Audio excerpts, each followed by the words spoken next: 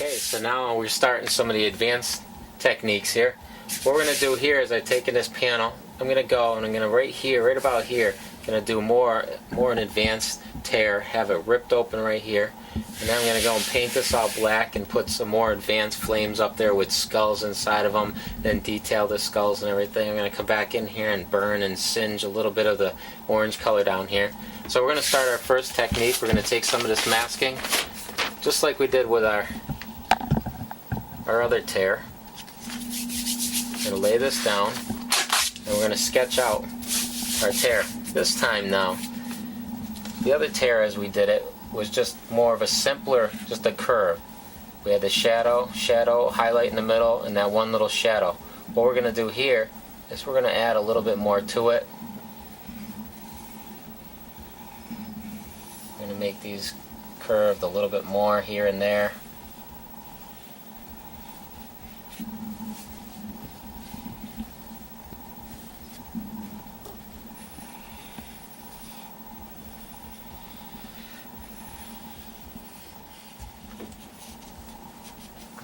Okay, now that we've got it all sketched out, we'll go in here and we'll cut this all out. Once we cut this all out, we go in here and peel it out.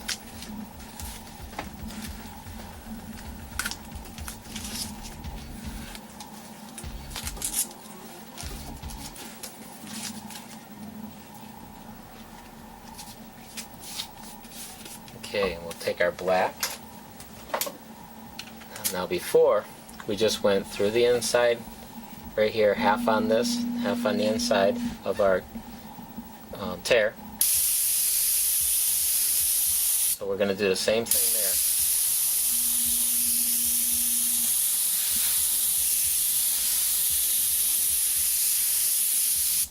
there. Now we're going to go through our tips, wide spray through our tips like we did before.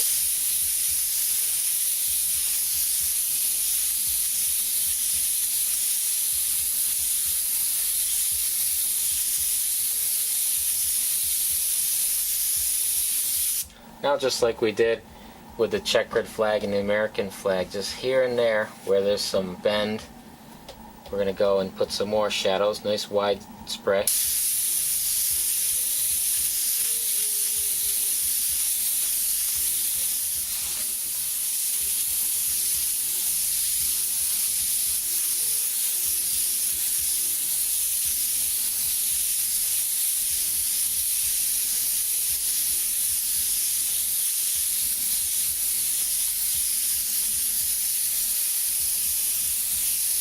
I give that look to it, that it's crinkled and bent there. Then we're going to take our white and we're going to go through in between still, in between the black with the white, same there.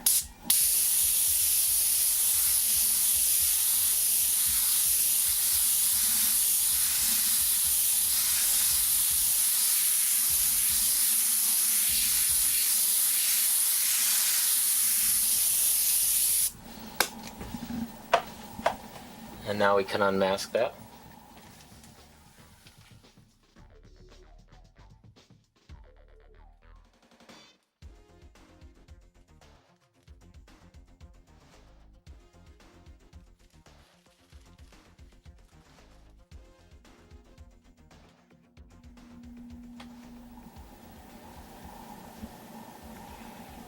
Okay, now that we've covered it up with our clear plastic, we cut it all out, we can unmask.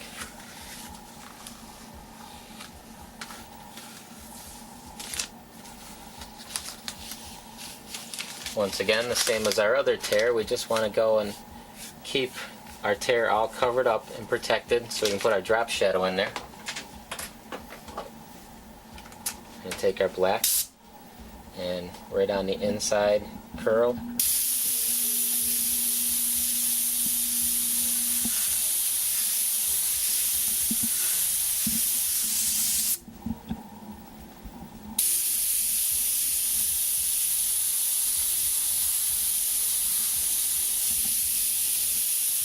Now, this one right here, I'm going to leave these so I can show you one other technique with these, but I'm going to finish these up.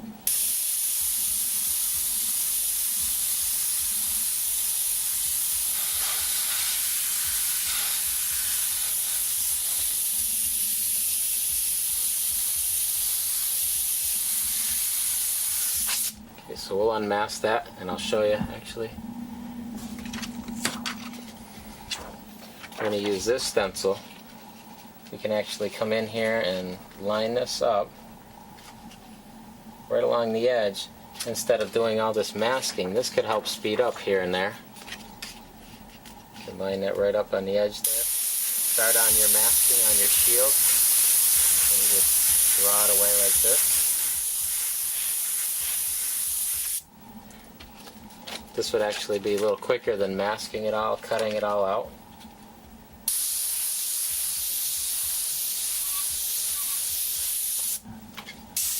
If you notice, like these, I got the overspray on here. I kept it off of there. You can just use this though. Nice freehand shields. Now we can unmask it.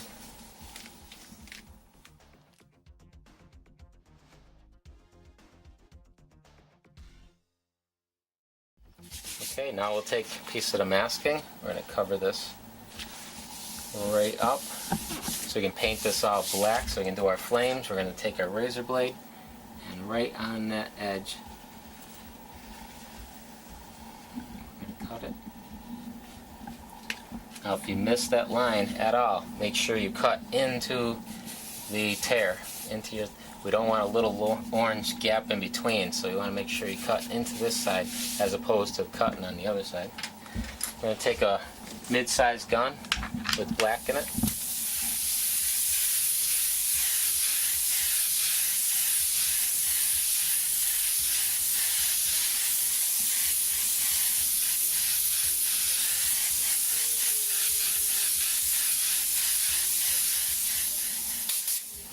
Okay, well we're going to go in here and first we're going to do our basic flame where we go and we do our pinch, wide pinch. We're going to go in here, but this time we're going to build it nice and big and wide so that we can fit some skulls and stuff in here.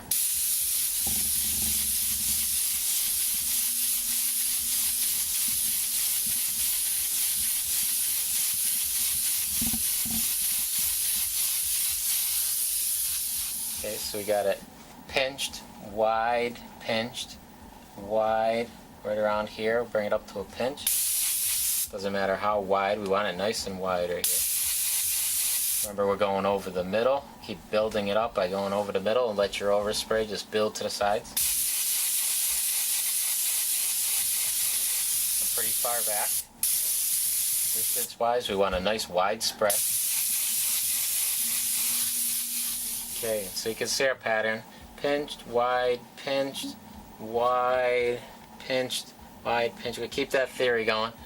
Now that's the basics building up. Here's where we start to do a little more of the advanced. Remember, we were using this stencil and we were coming off all these rounded edges and doing that little flame lick like that. Now remember, we had to keep that inside the light areas because that right there was going to be yellow. Now we're going to take that technique and we're going to put it outside here.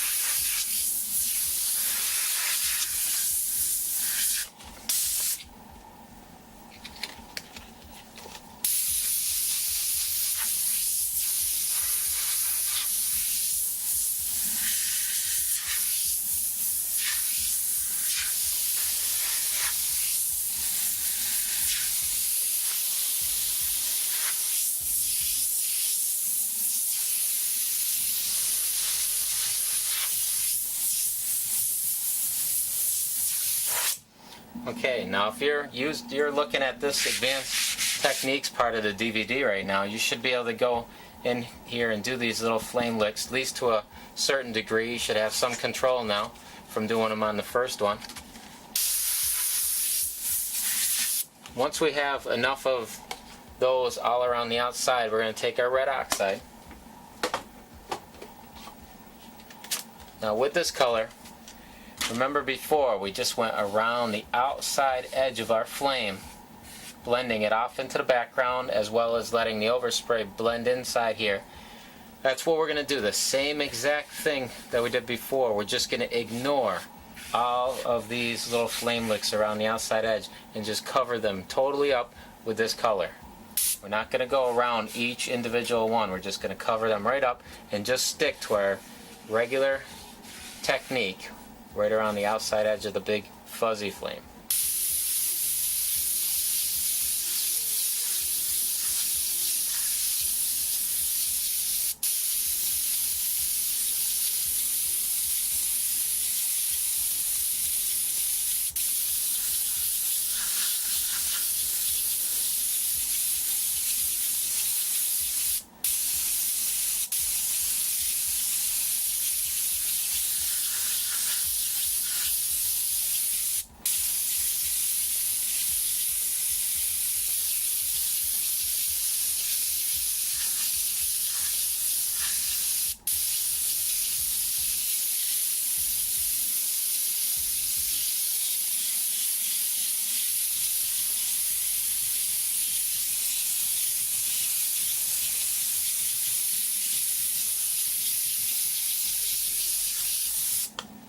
And once again, we want to make sure we work it on nice and bright. We want to dry it as we go.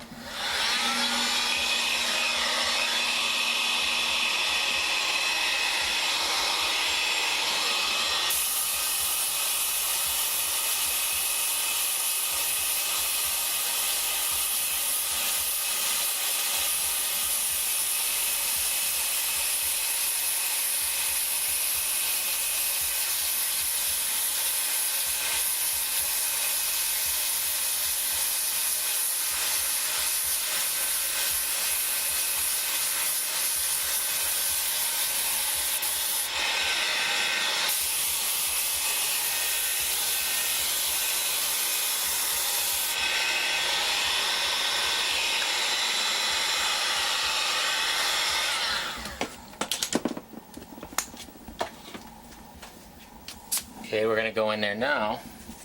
We're going to use this stencil again, now back in the inside, and we're going to keep it in the inside because these are going to be the yellow ones. Same technique.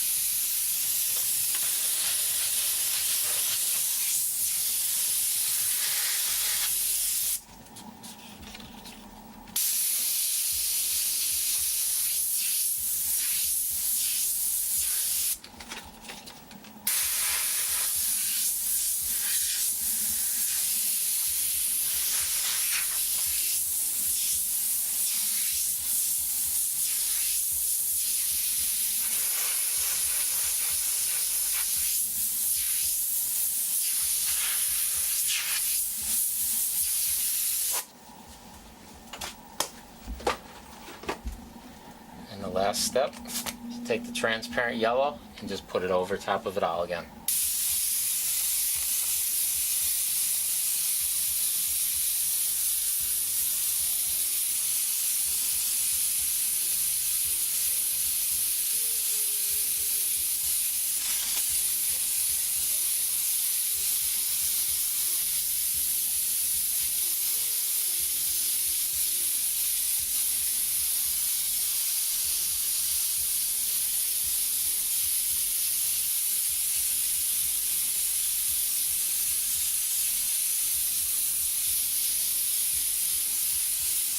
And that's it for the advanced flames. We're going to dry this up and I'll show you how we do some skulls in there next. Okay, so now that we got the advanced flames, we can go back and we can take a look at our panel for the beginning technique. Notice how it was real nice, it really jumped at you, everybody would love it and everything, but it doesn't have that more advanced background. It really makes it that much crazier, that much more realistic looking. But you really got to get this technique down with the stencil to be able to do this. Now I'm going to show you, by taking our skulls, how we can put some skulls in there. I'm going to take this guy right here, and we're going to use the dark color, the red oxide color. The reason we're using this dark red oxide color is because the dark parts of the stencil are missing. Inside the eyes, nose, inside the mouth, those are the parts that are missing. So if this was a black and white painting, then black would be the red oxide and the white part of it would be the yellow. So we're going to go in here with this red oxide and we're just going to spray right over top of that stencil. Real easy.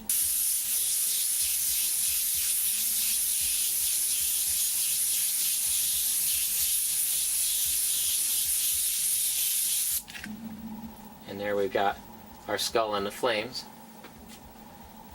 I'm going to go and take something from the mini series. We'll put another little one right here.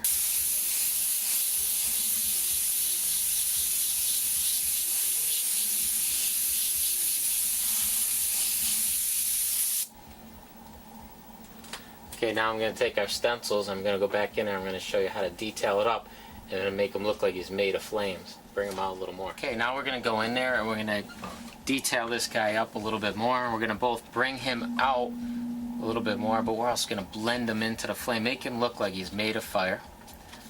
We're going to go in here, I'm going to cover up, I'm using white, so I'm going to cover up the top eye lid right there. I'm going to bring that out a little bit. I'm going to also bring out the edge of his eye a little more. You can bring out the bottom, his cheekbone a little bit. Come in here, his eyebrow. Okay, and at the same time, you can go down here, you can use this stencil to line up right along his jawbone. Now I'm using this to bring out our skull a little bit more.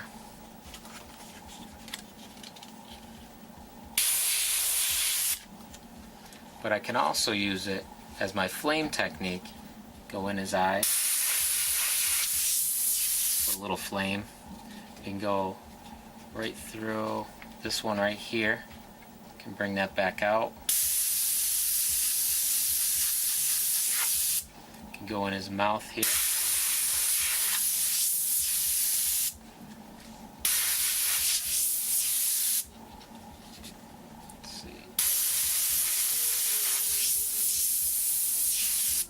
Can bring out his under his eye.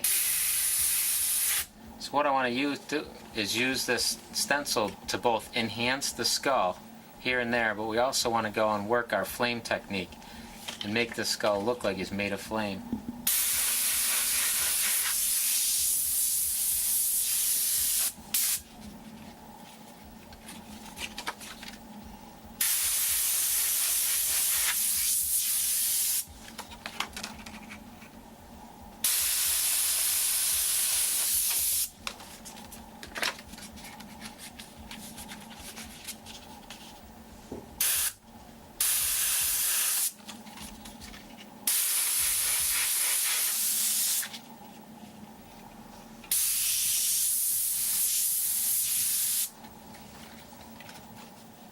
And we'll even take this stencil, the freehand shield, we can work his teeth a little bit,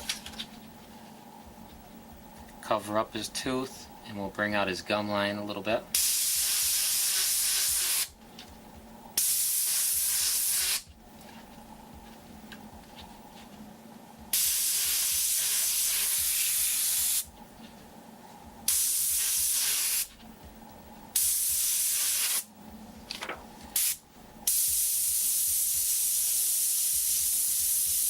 Don't be afraid if you got some control to get in there and do some freehand too.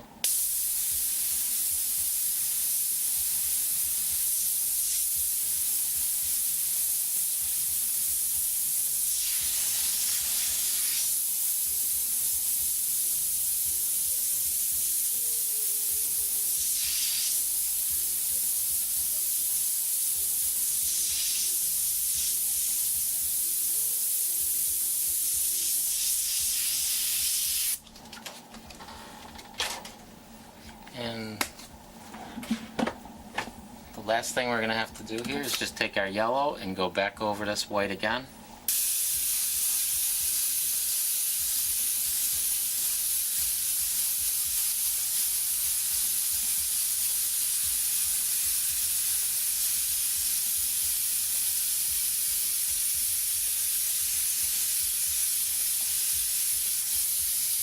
There we go. Now it looks like he's made of flame. He's just part of it. He's right in there.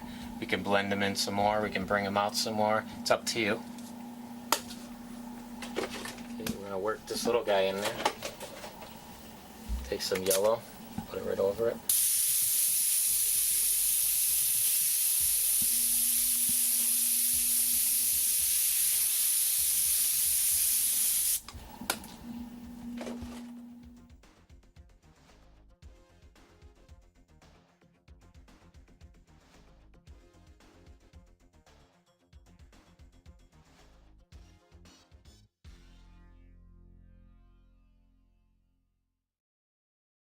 Okay, so down this bottom half right here, I can show you how we can burn and singe a little bit of this. We'll take the black first, we'll go in there and we'll blacken out some of the burned area.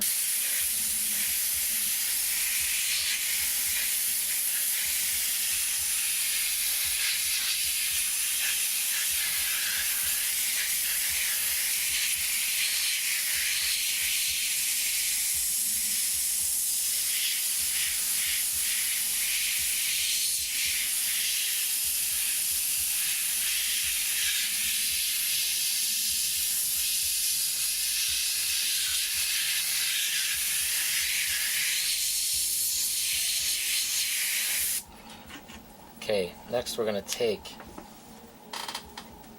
the red oxide flame color and we're going to put some black paint in it.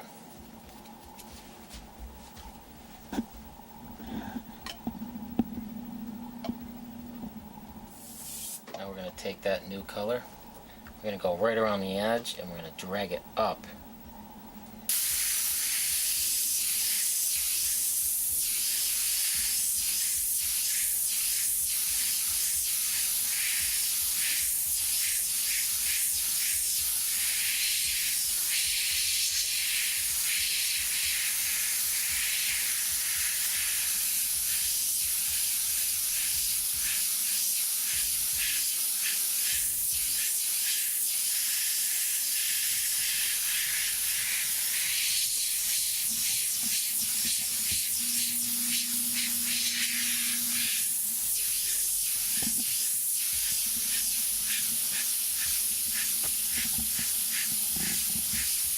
Now to do this, you want to just snap it up very quickly, fade it away very quickly.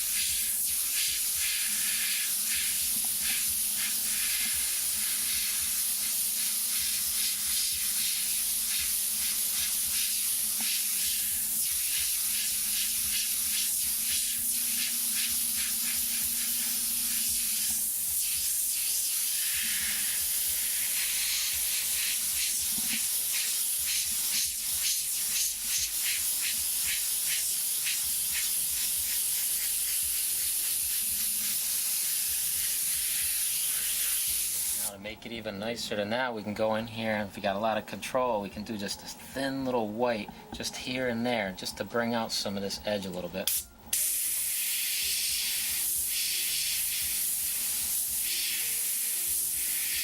And where if it skips and breaks or anything like that, it actually looks really good.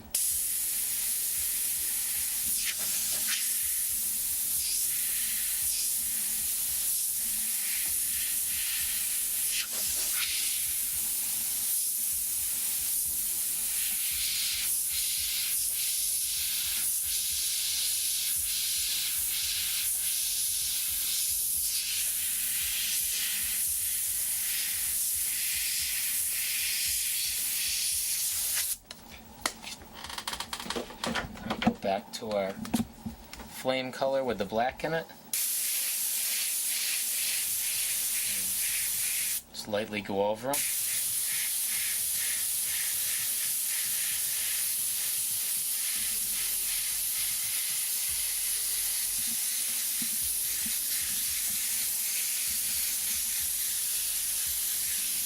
Gives you a little bit more definition to it.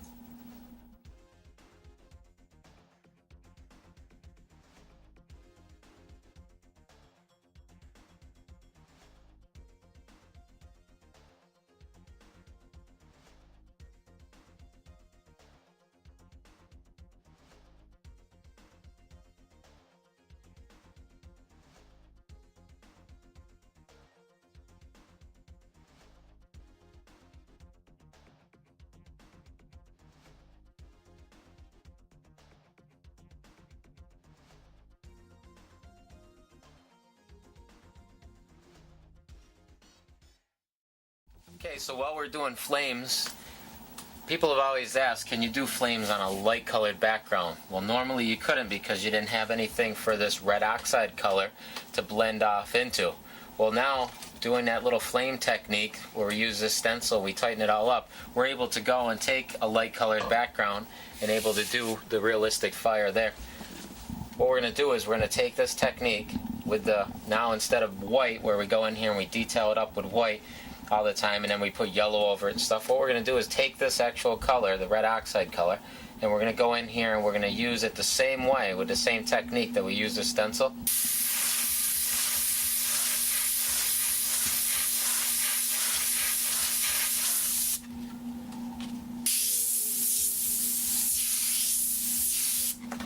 Now we can actually go in there and build up some of these flames with this stencil. Now there's what we're gonna, the actual technique that's gonna change. What we're first gonna do is kind of lay out with the white still a basic idea of where our brighter parts of the flame are gonna be. So we'll do that. Take the white.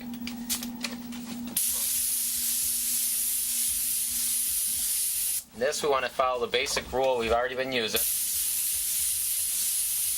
We're going to have a pinched, wide pinch.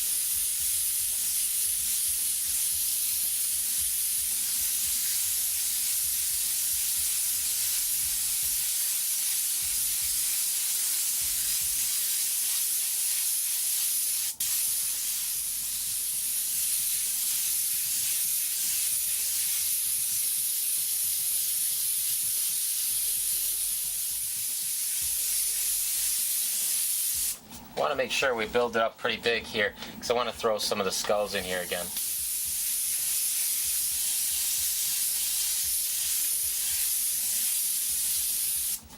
Okay, now we're going to take that red oxide color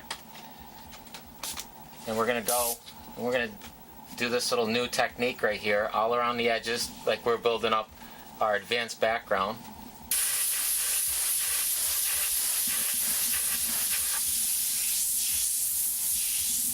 The only difference is we're doing it all with this color rather than the white.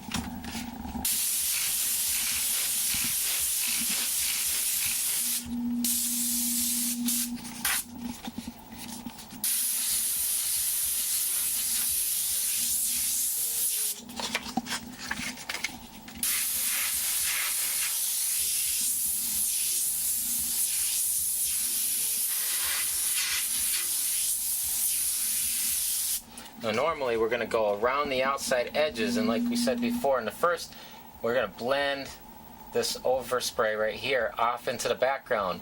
Now with a lighter colored background, it's going to show up.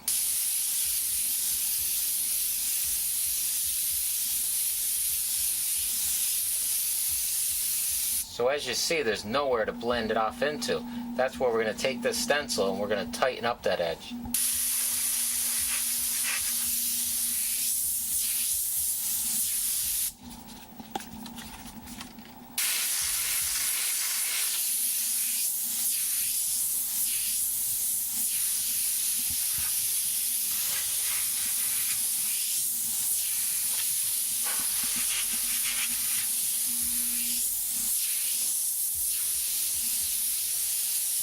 Go around the edges, blend it off in.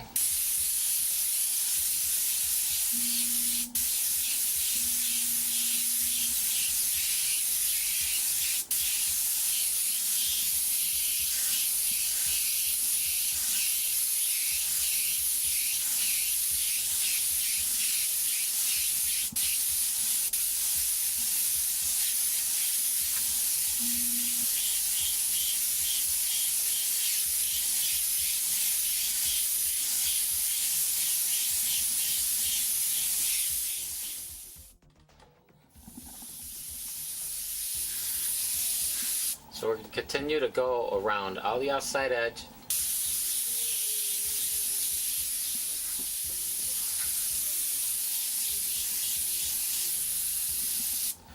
Now right here where it can't blend off into anywhere, we're going to go in there and tighten it up.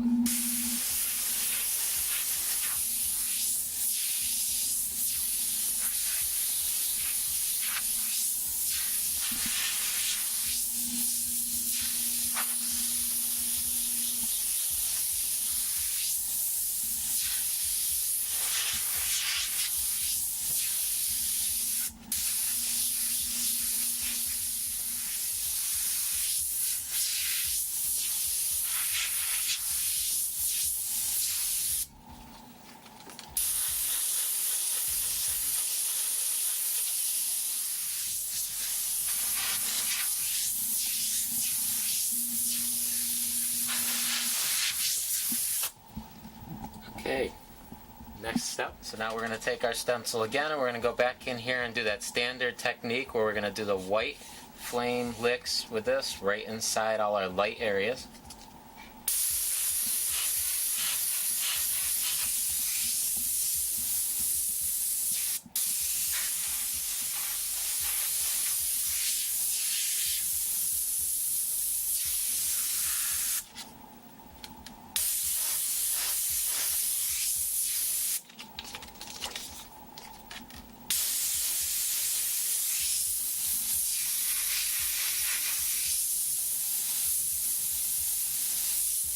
Another light area up here.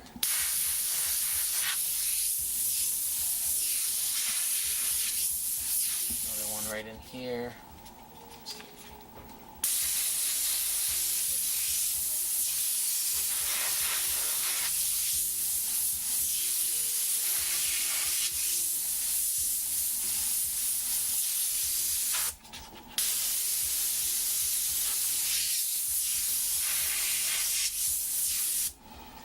Got a little more in here and a little bit in here.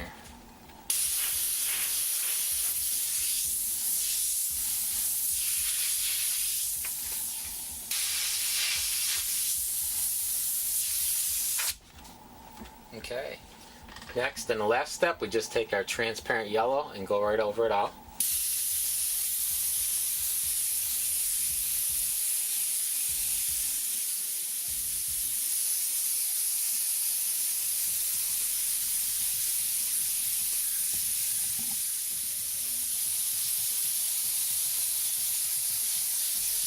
Okay, let's dry that up. And we can even take it a little touch farther from here, and we take, again, with the white, go back in here and detail on top of the yellow.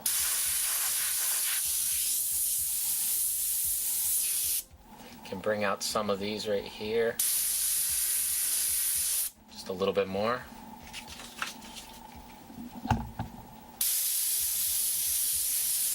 Just right on the edge of that stencil.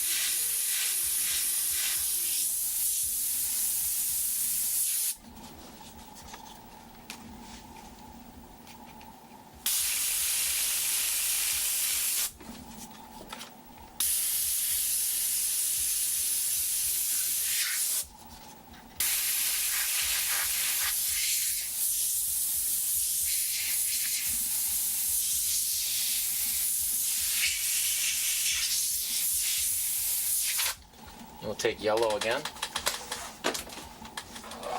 This time when we do the yellow, we're not going to saturate it solid, we're just going to dust over it.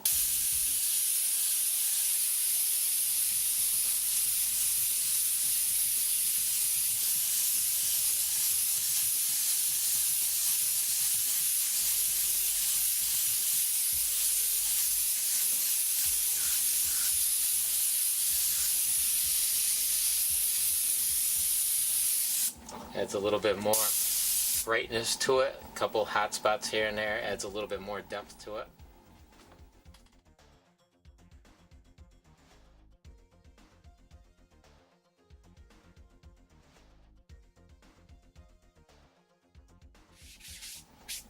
Okay, so now that we've got it all done and everything, we'll take one of our stencils, this one being the dragon, and we'll just take the dark color, the red oxide color, and we're going to just spray right over top of it.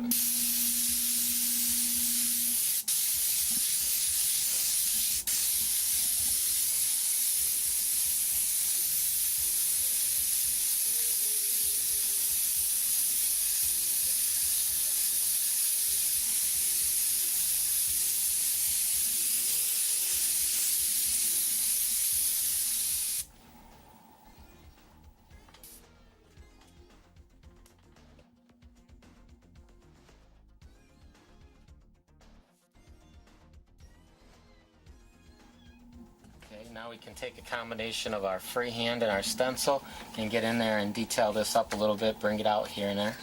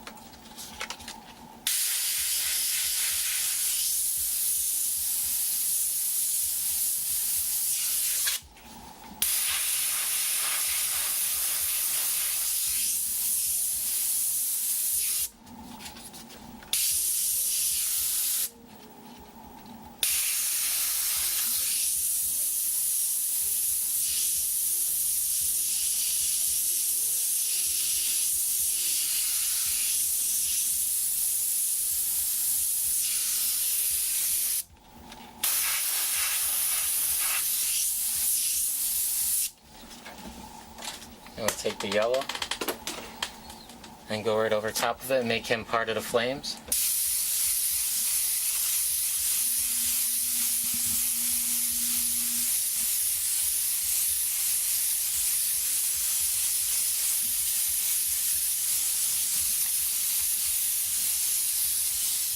and we're done.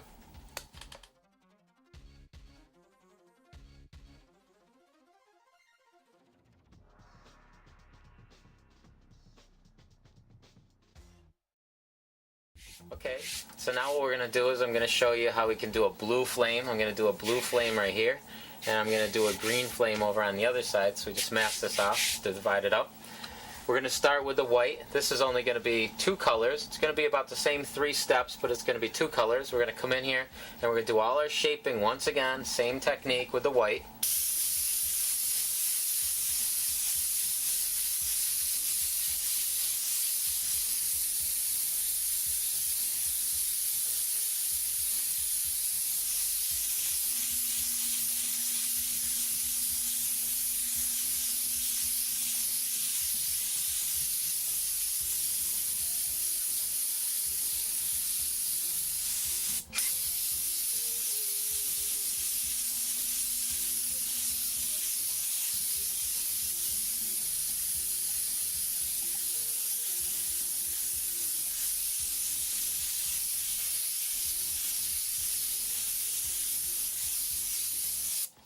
Okay, so right here we've done the same technique as in the beginning of all the others. We build up our brightness in the middle. We built up our pinch, wide pinch, some shape here. Okay, so what we're doing now is we're using our stencil to build up our background.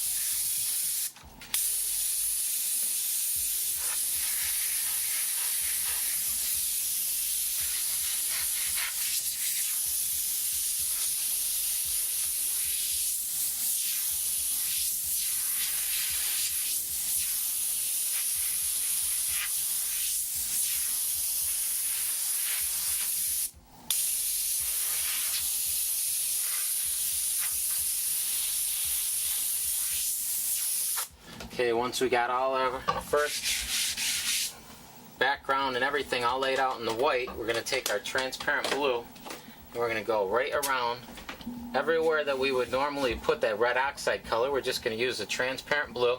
Nice wide spray once again. We're going to use that same technique.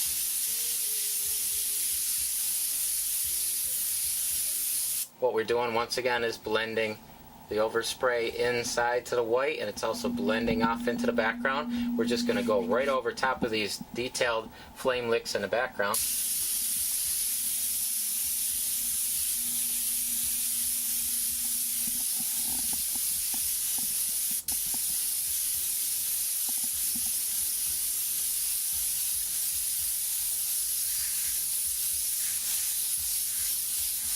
Remember to keep a good 6, 7, 8 inches away. Nice wide spray when you're doing this.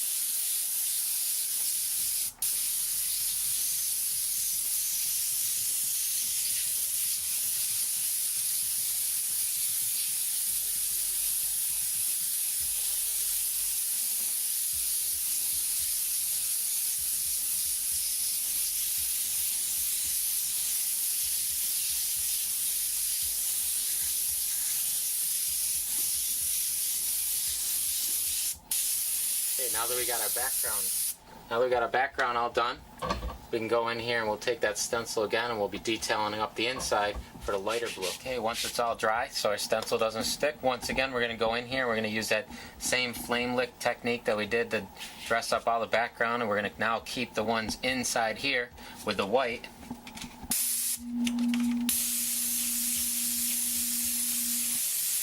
Some big ones down here.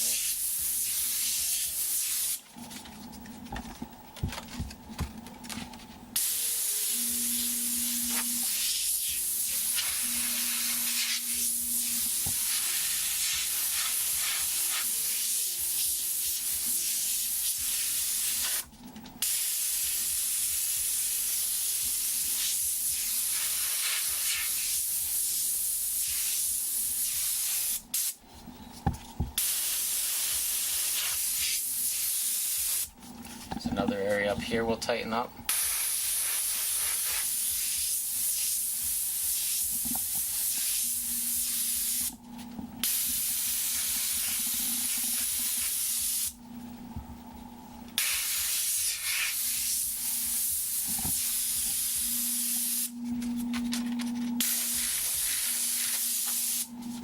Okay, now we'll take the blue again.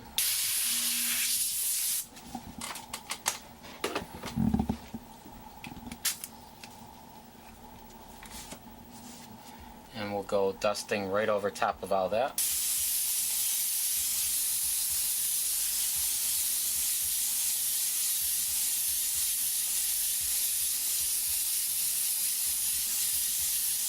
You decide how much.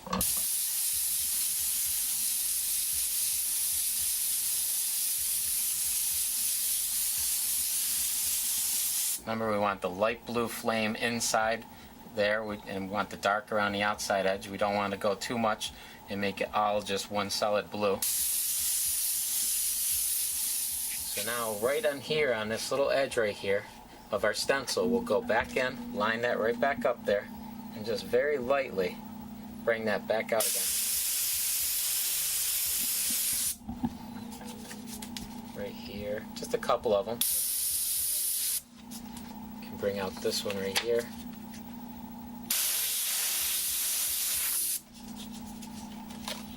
Up here.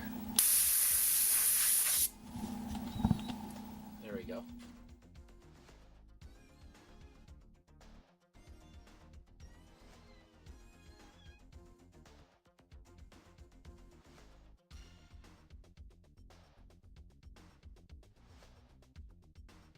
Okay, now we're going to start our green flame. We're going to build it up the same way we did with the blue flame. We're going to build up a nice wide, fuzzy, pinched, wide, pinch-shaped flame.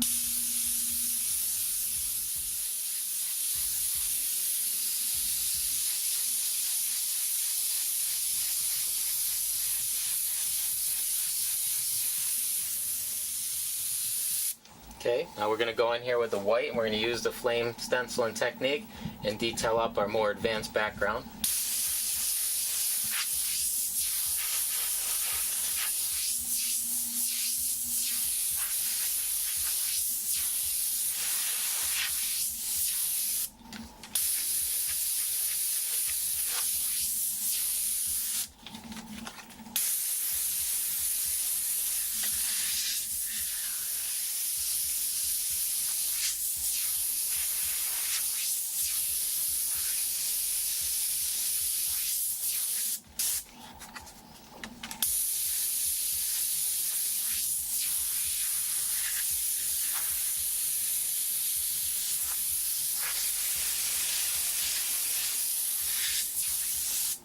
Okay, we're all set with our background. Now we'll go in here and we'll get ready to put some green over it.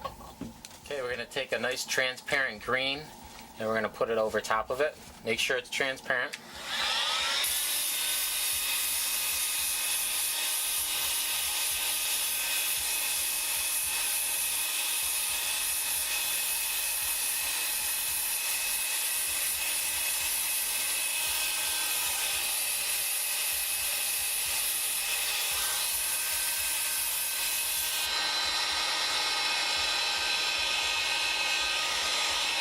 Now remember, when you're doing this, to work your paint on, don't put it on too wet and too quick. That's why we got the heat gun here. We're going to layer it all on and dry it as we go.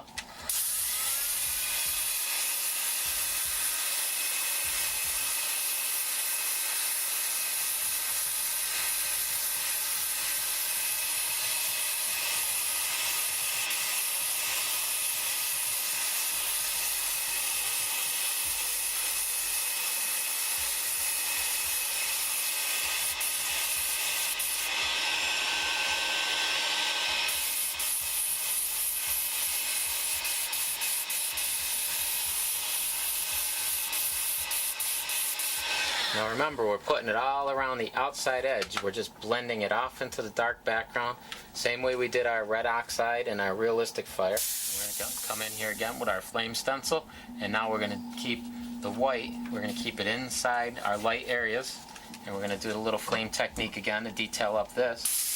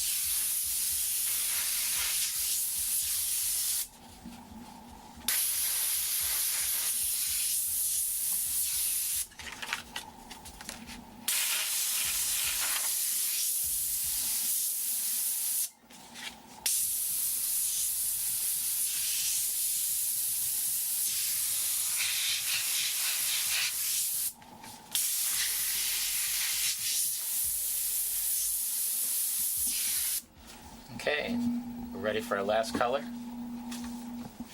Okay, the last thing we're going to do is we're going to take that transparent yellow. Now you could go over there in green and just leave it as a green, but we're going to take the yellow and we're going to give it a nice bright lime green look.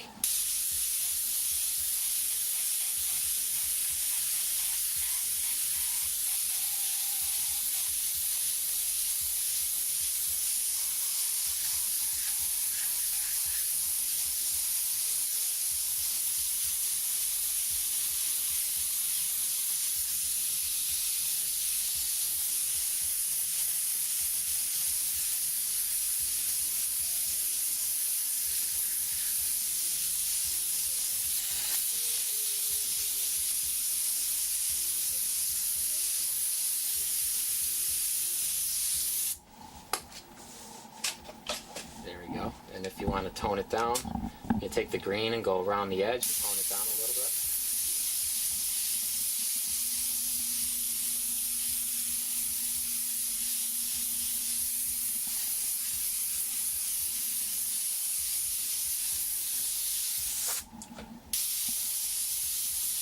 And we're all done with the green.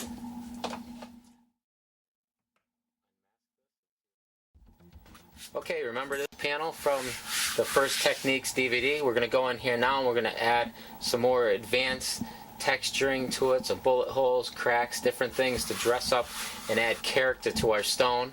We're going to also make our tear just a little bit better. We're going to add a couple more pieces of glass to make a little bit more depth to it. So first thing we're going to do, it's pretty simple to do, but we're going to add a little bit of texturing to the stone and just add a little bit of character. We're going to use our hand, similar to the ice technique.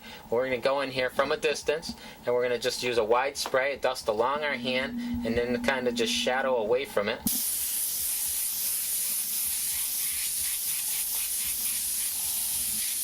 See how we just added a little bit of texture and made it, instead of a flat surface, start adding a little bit of character to it. And go down here. Darkest part is right near your hand. Then have it fade away.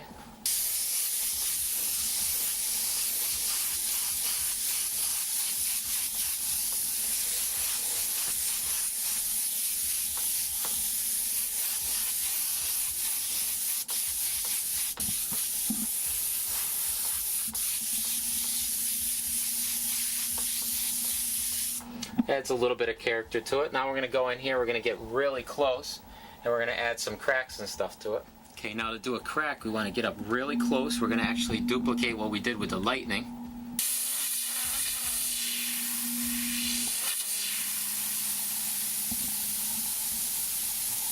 Now it's a long, drawn-out dagger stroke, and as we get closer and closer to the end, we get closer and closer to the actual piece of metal here. Come off of any one of these corners, we can put another crack.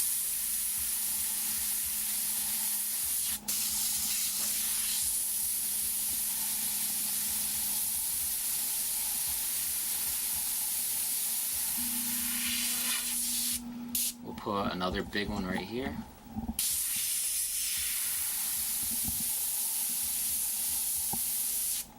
Make sure your tip stays very clean during this so you get full performance out of your gun.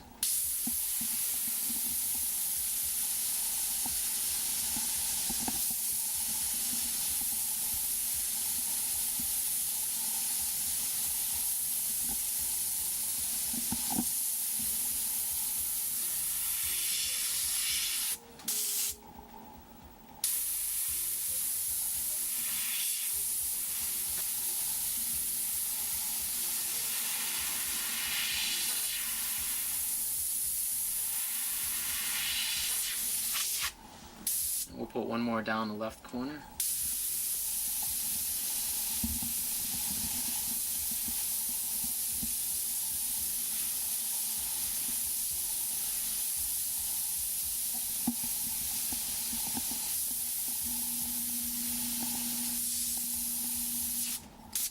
Okay, we're going to go in and put some highlights.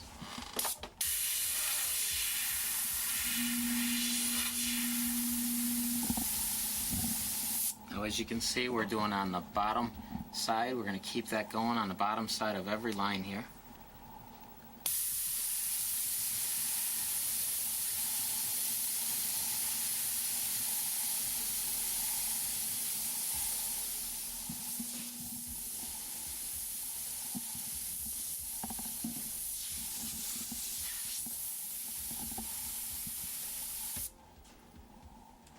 Keep your tip nice and clean.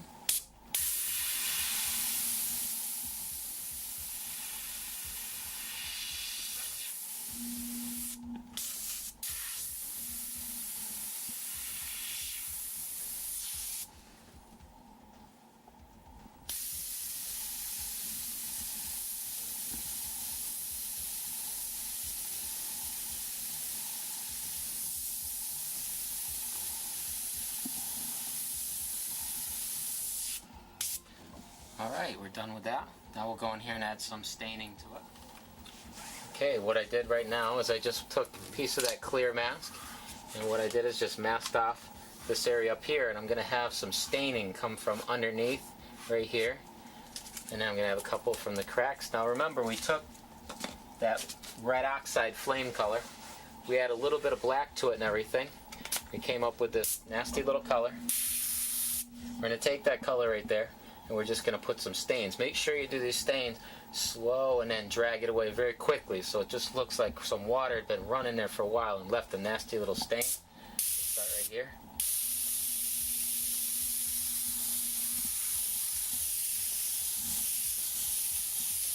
Now remember, besides the nice light one, you can also get right up in there. Don't be afraid of screwing this up or anything. You can get right up in there, and you can actually lay it on pretty heavy, and it looks so realistic.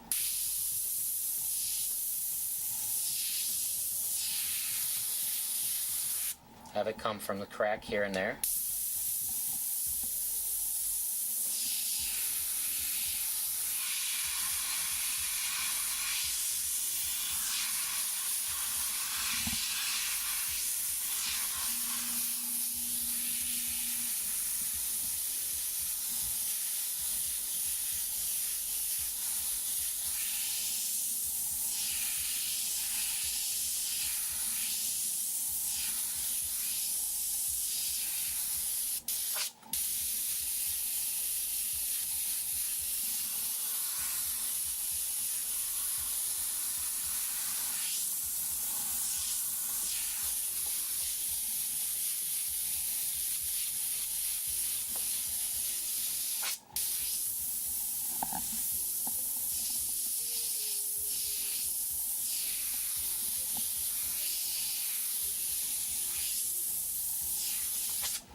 Okay, we're going to go in here now and we're going to add a bullet hole.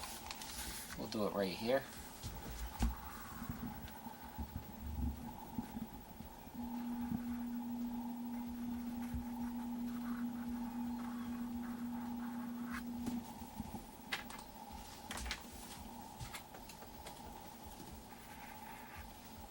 Okay, first we're going to go and cut this out.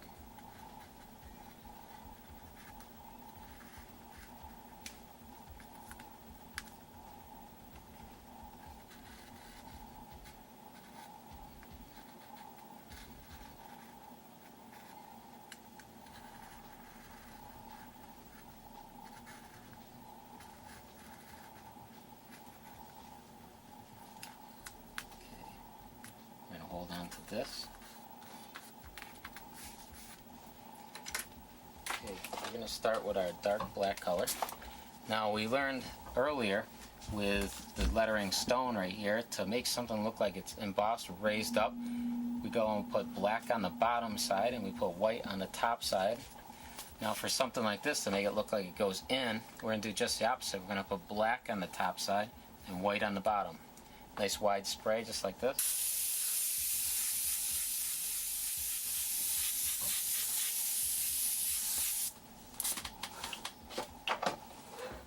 Do the bottom half with the white.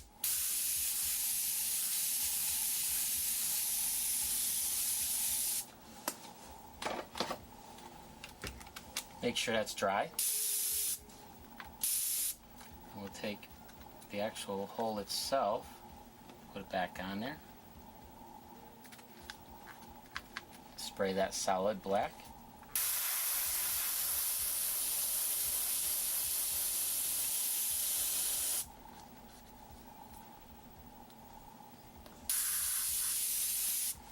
We can peel that off.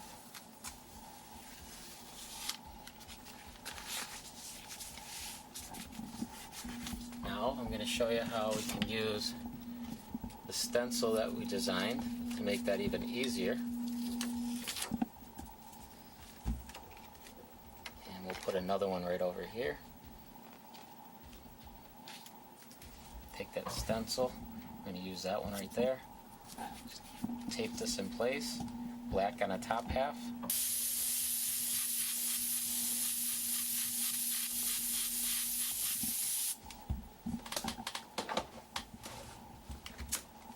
White on the bottom.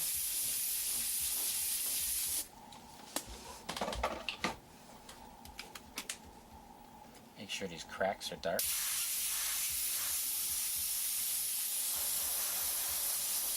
And we're going to put our center hole in the middle there. You can pick whichever one we'd like, more of a rounded. There's a nice one right there.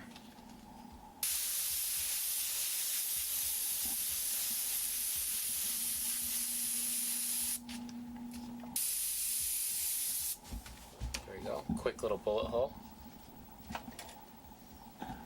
Add some cracks.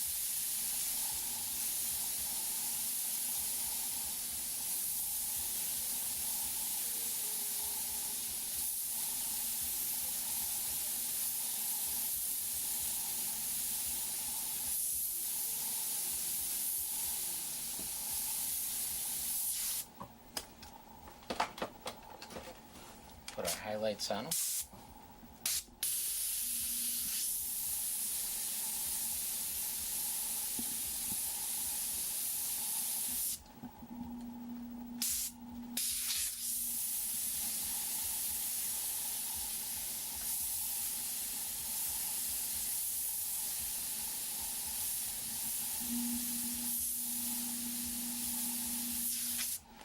And the last thing we're going to do to add to this to make it even look better is this right here, a nice drop shadow, make it look like it goes underneath right here. But what we're going to do is we're going to use our finger and we're going to go in here and we're going to add a more realistic looking shadow. We're going to be spraying from a distance, a nice wide spray, half on our finger and half on where our shadow would be.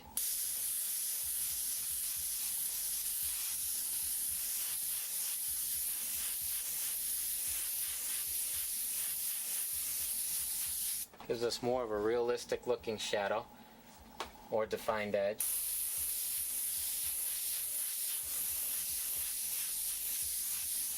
Now when we're all done with that, you can see how it's added quite a bit of character to it. Now we got a nice 00 paintbrush. We're going to go in here and don't be afraid to use a paintbrush if you don't have that control yet to do these real fine lines on these cracks and stuff. Don't be afraid to come in here with a paintbrush. Add some of that detailing to it.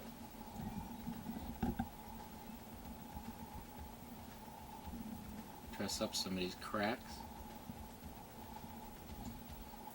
Now also, a very good technique we're going to do down here to the tear to add a lot to it.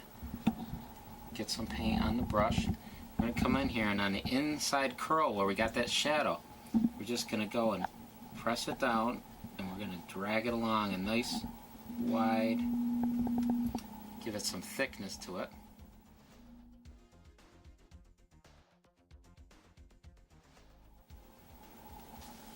Some more paint there.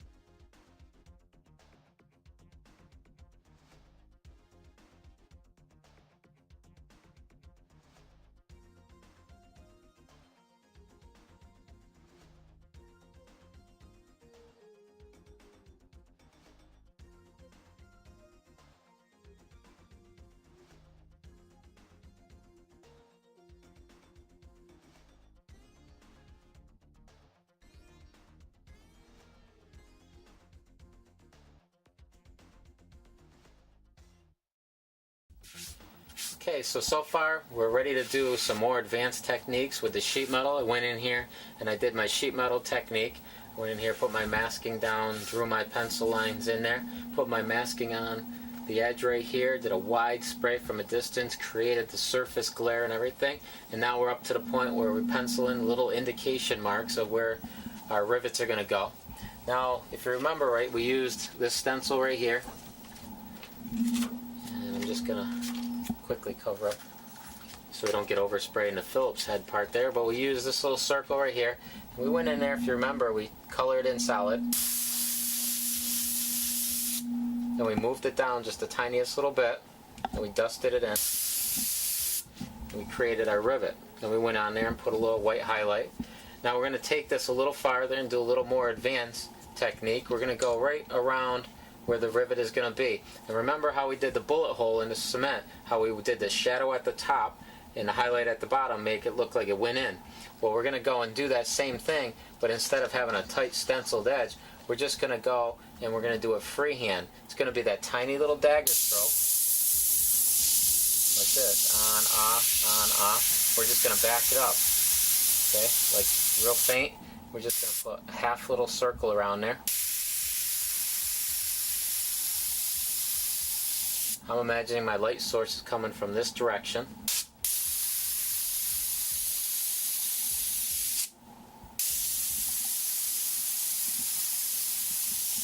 We're going to do that to each one.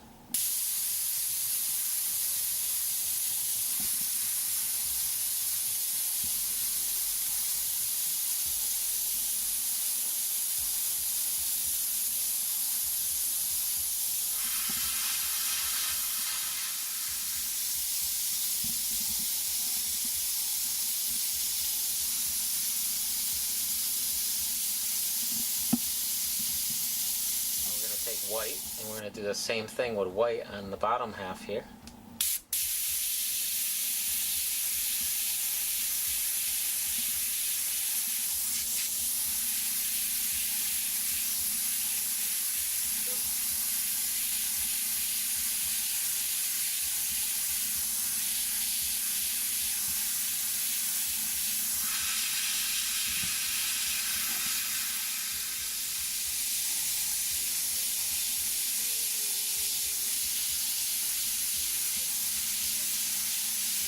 Now we'll go and we'll do our standard stencil technique right there. Line that dot right up there, that pencil mark. Color it solid, move it down, dust it in.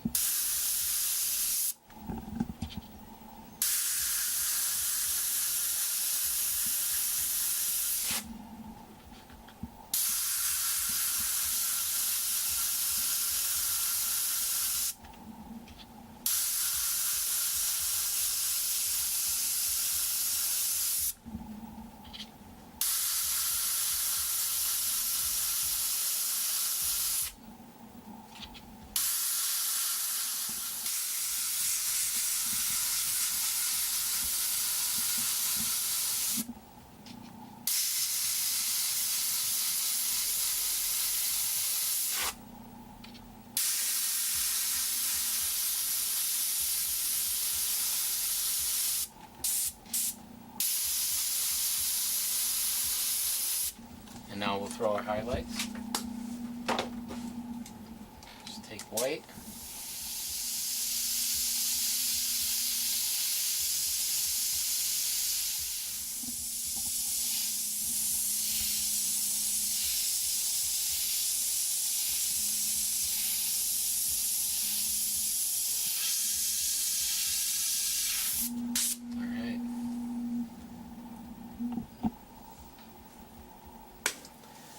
Okay, what we're going to do now is we're just going to take and do another little technique. We'll make it look like this panel right here is starting to pull away or separate. Simple. All we got to do is take a little bit of this masking. And what we're going to do is start right on the line right here and just the tiniest little bit come away from the line. Take another piece of the masking and do the same thing on the other side.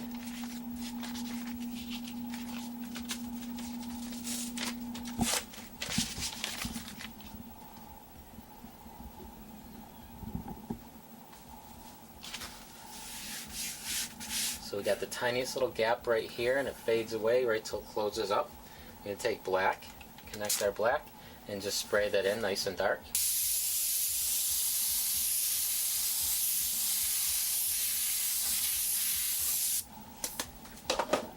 And we'll quick make sure that's dry.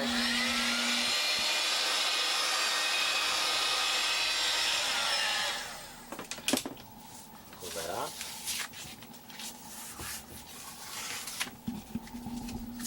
There we go. Got a little separation in there. Now we'll go in there and we're going to start doing just like this little rough cut right here. Here's the way we're going to do it. I'm going to take black and we're just going to go and just put this fuzzy little spray back and forth just the tiniest little bit. Don't zigzag too much, but just the tiniest little bit, and go right up.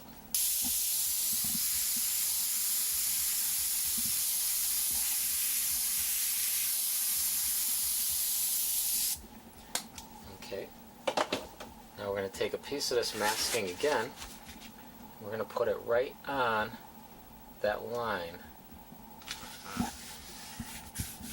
Cover up that dark opening of the separation that we just made.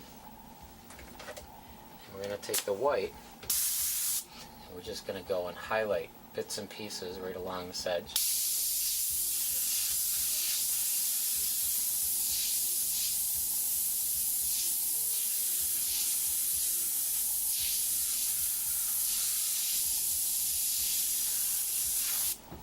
Pull that off.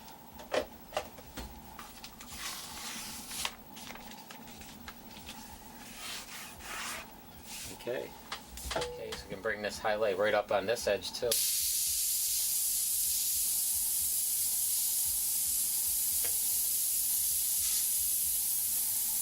Nice tight line right on the edge there. Okay, now we can take our little rusty, dirty mixture that we got with the red oxide and some black in it, and we can go in here and we can add some rust, some staining.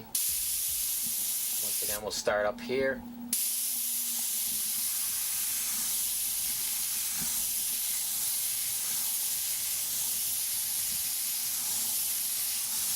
We can get up really close.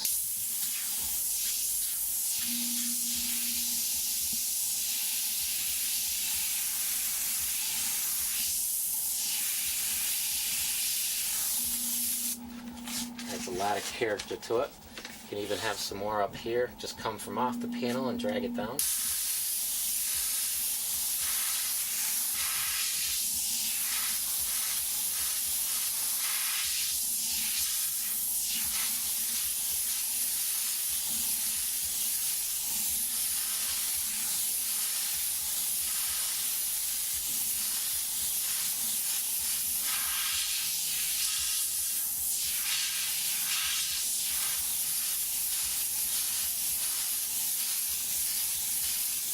There we go, that adds a lot of character to it. Okay, so now we'll go in here and we're going to add some inward looking rips. We've already done enough for the outward rips where you go in there, like this stencil right here, where you go in there and you do the shadow through the tips, the shadow through the inside, and white through the middle. We've done enough of those. Now I'm going to show you how we can make a tear that goes inside. And we'll take this right here.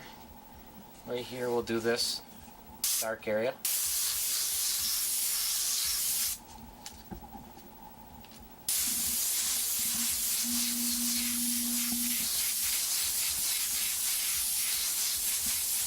Color that solid black.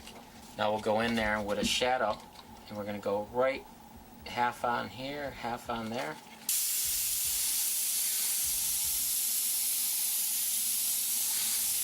So it gives that look that it's rolled right in. Same on the other side.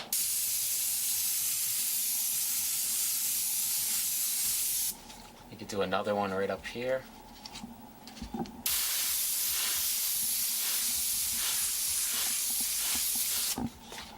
Do both sides at the same time, just a wide spray so it gets on both rolls.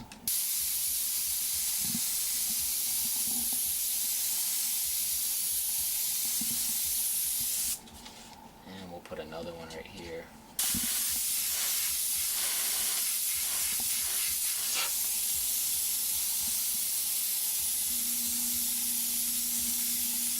Gives it that look like a claw or something just ripped right through there. Lightly go in there and use the edge of our stencil here, and we can just bring out that edge a little bit with the white.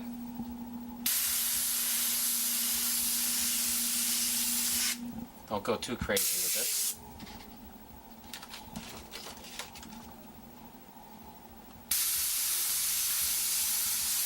just here and there. And then I'll bring out these a little bit.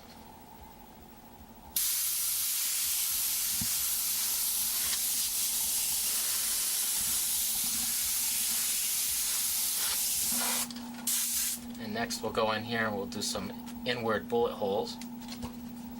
Okay, so we're going to take our bullet hole stencil here and we're going to go in there and we're going to throw in a couple bullet holes or so in here. Let's get an idea of where we're going to put them. We'll just lightly dust in this one right here, that one right there, and we'll do these two right here, right there. Now what we want to do, now that we got an idea where they are, we're going to do the same thing we did with these rivets over here. We want to put a shadow on the top, highlight on the bottom. We'll do that now.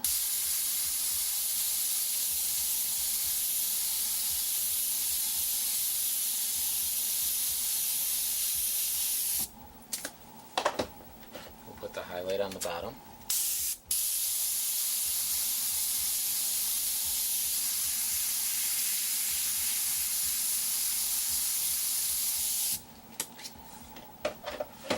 Take our black, and we'll go line that right back up, put the dark hole, there's one, and here's our other one.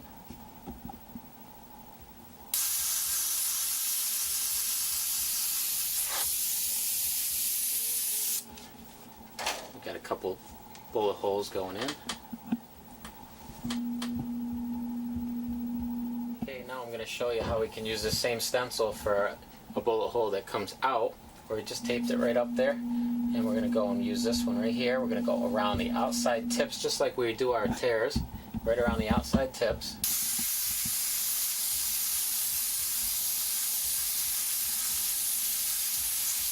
Then we're going to do a shadow on the inside. And we take our white and we go right through the middle.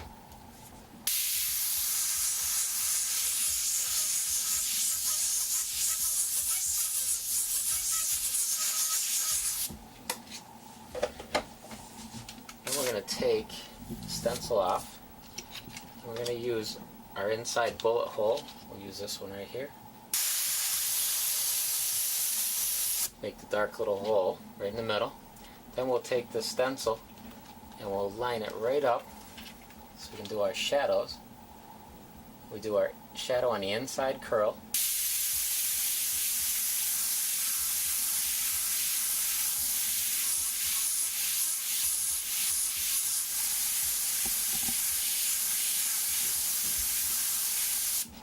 Very quickly we can put a bullet hole in there.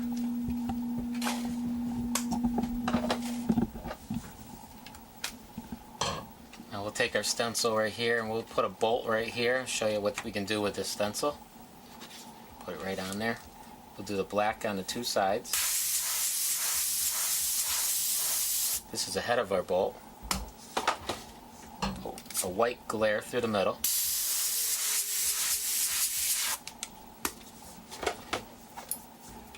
Go back to the black after we've created the head of the bolt, as you see there. We'll take this part right here, this is the side, and we'll line that right up with it. Color that in nice and dark. And we'll take this part right here, cover right up the head, and we'll put a little drop shadow on the side, or the bottom side.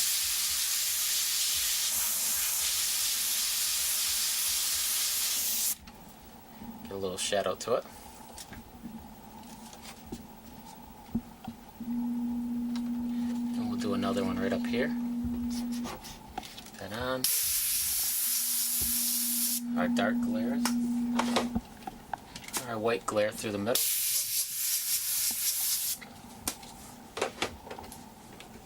And we'll line up that side.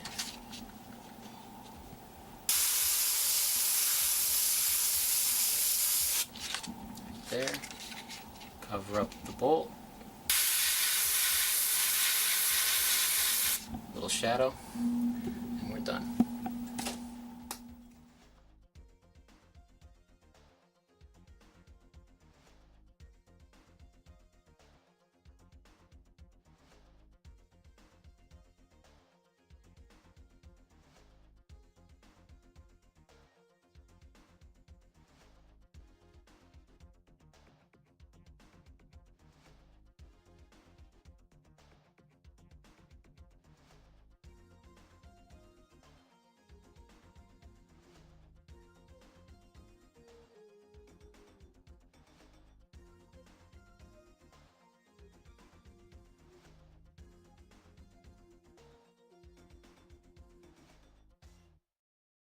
Okay, we went and I cut out the wording here, marble, out of that masking, this masking stuff here.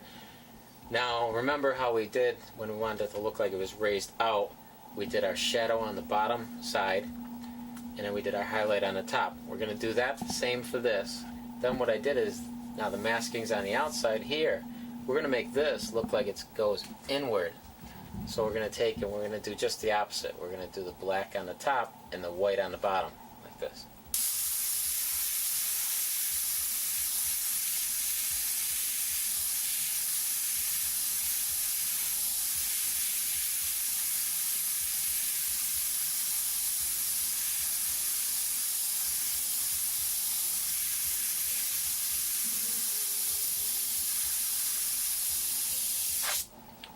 And now for here,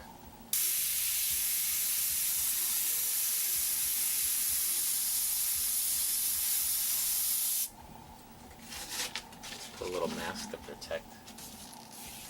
Watch our overspray.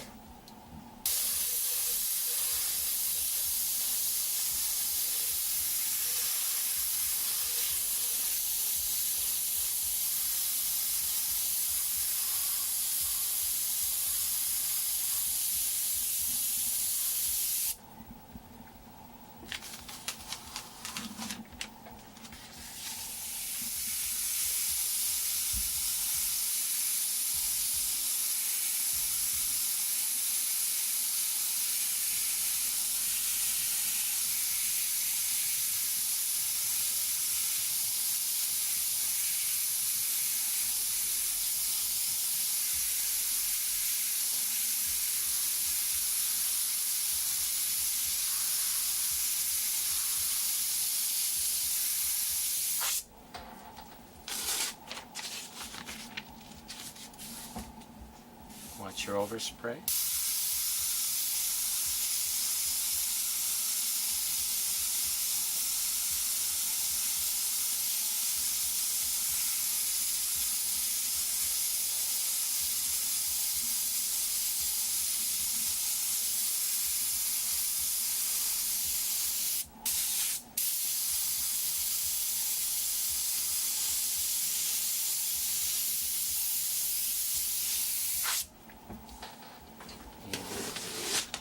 One more thing. Okay, so we also want to make it just dust over this whole thing with this black mixture right here to make it look like all the letters are dropped down inside there, and to make it stand out a little bit more.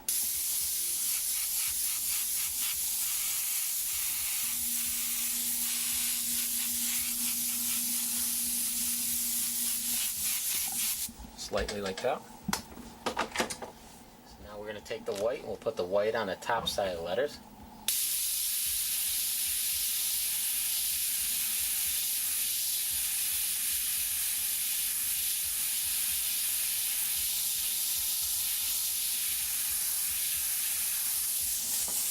Make sure you work them on, don't put it on too bright or too wet all at once. Could seep underneath their masking.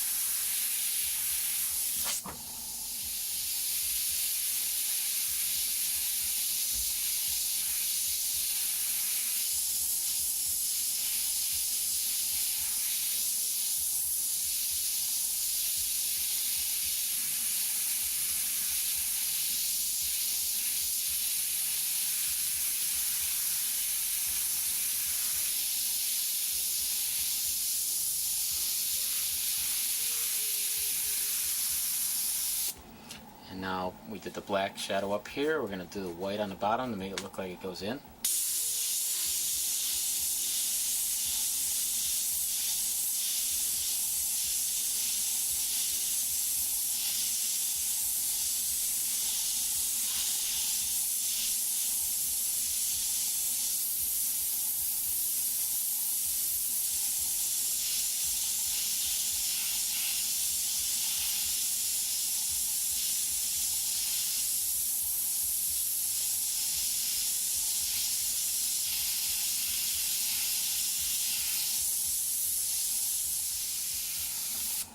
Okay, let's peel it all off and see what we got.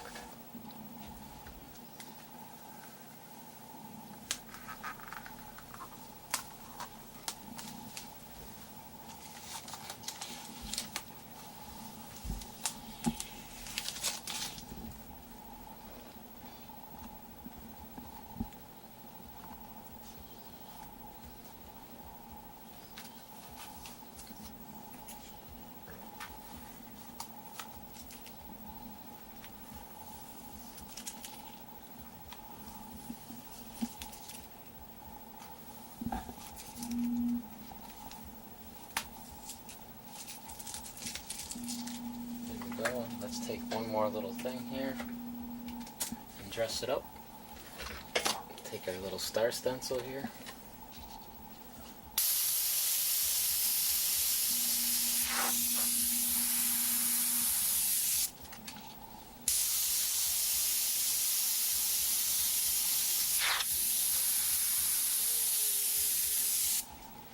There we go.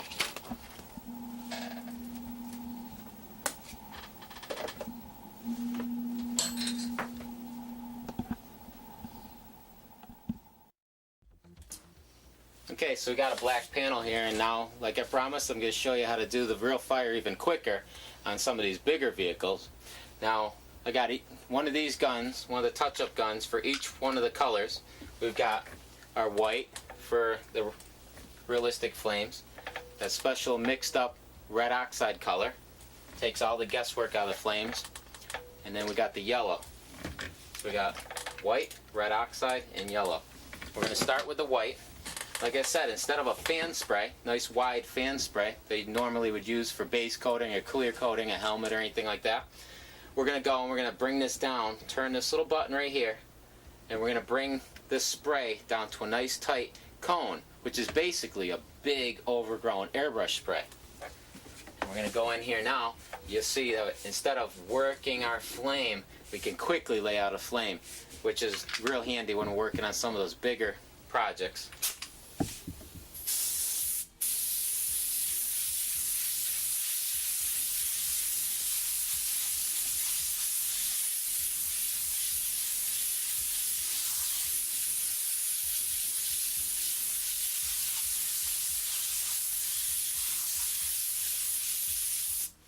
How quick it is to lay out flame. We're going to take our next color, that red oxide color, big spray around the outside edge.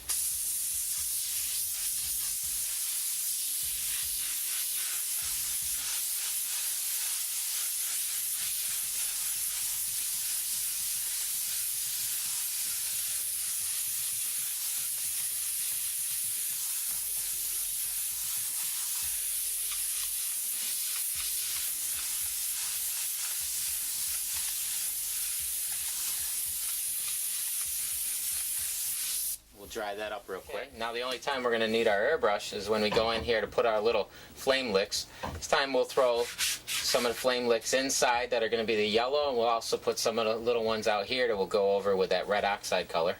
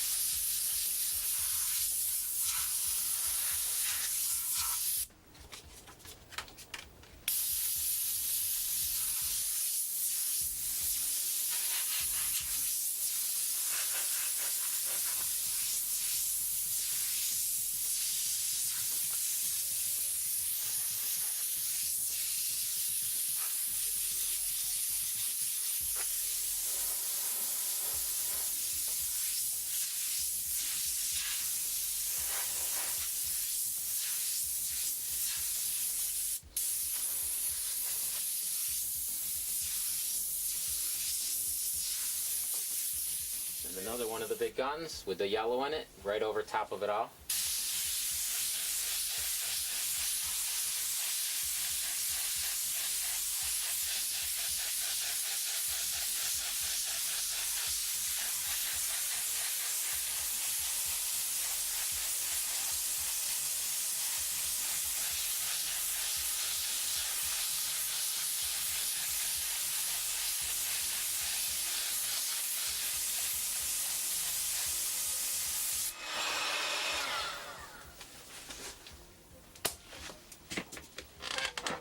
And switch back.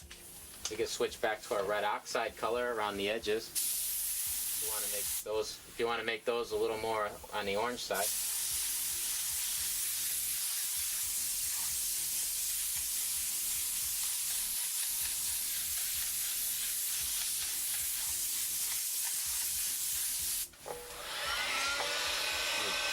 We dry it and we're all done.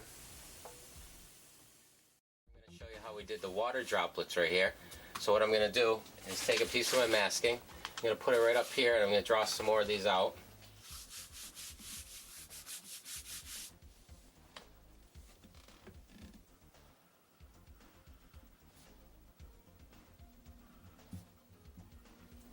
You might want to look at some different reference to get some water droplet shapes down.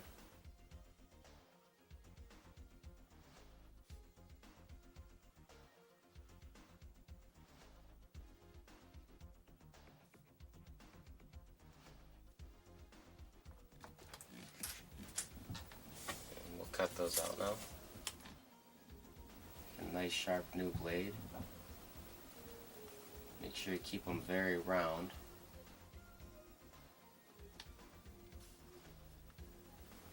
You want to peel them out, just set them off to the side because we're going to use them again.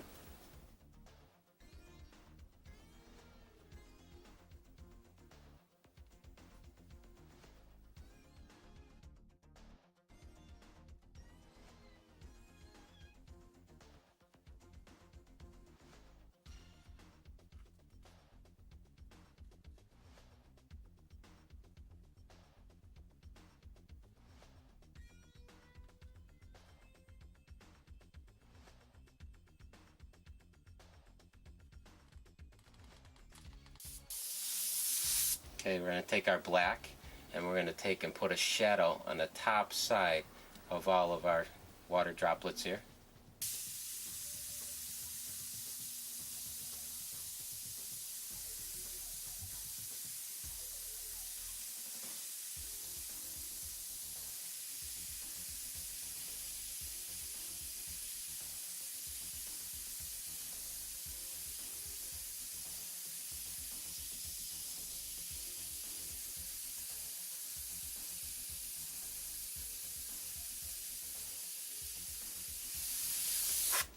Okay.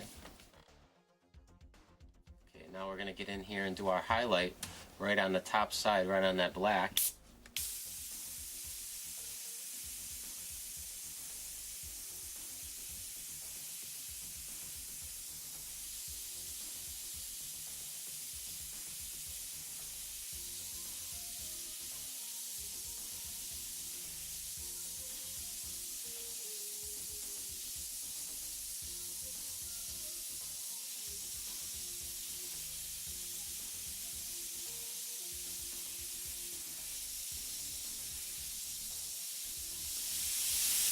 Okay, you want to keep a real light touch when you're doing those.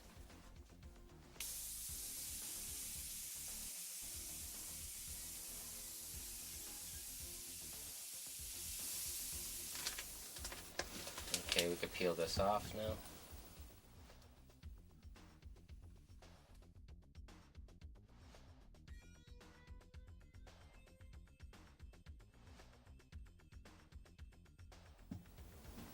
We're just going to line these back up.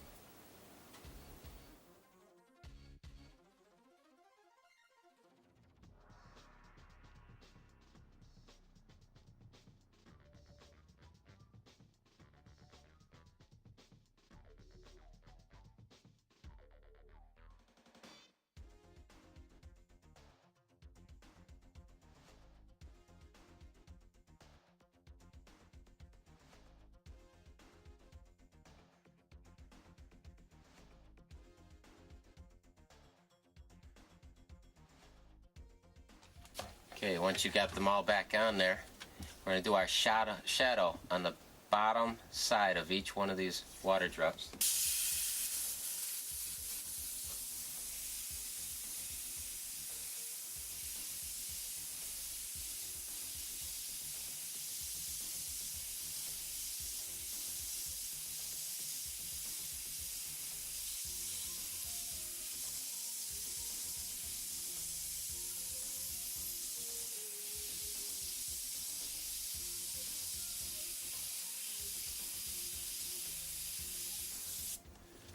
Okay, we can pull them off now.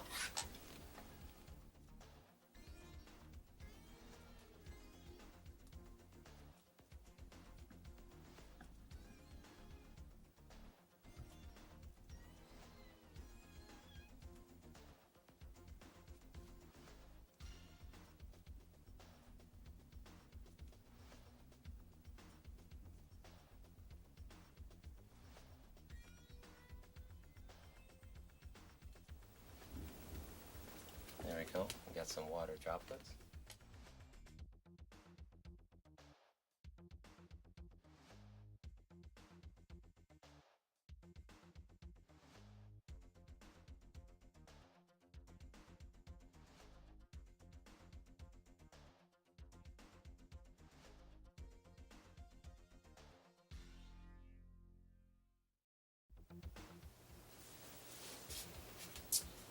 Okay, so we went and we did some darker wood earlier. Now we're going to take and we're going to make a different color wood with some of our new techniques in it. We're going to go and make a lighter color wood, something like this. We're going to go and carve the word wood right up here.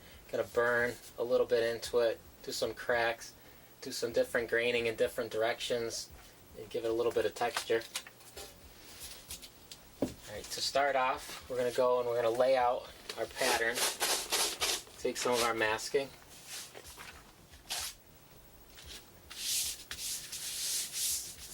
And we'll start by doing our little border, draw out a border around there.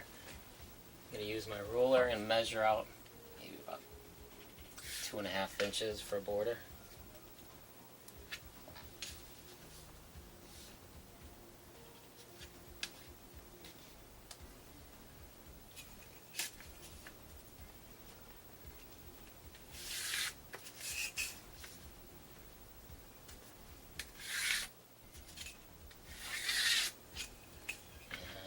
Connect our corners.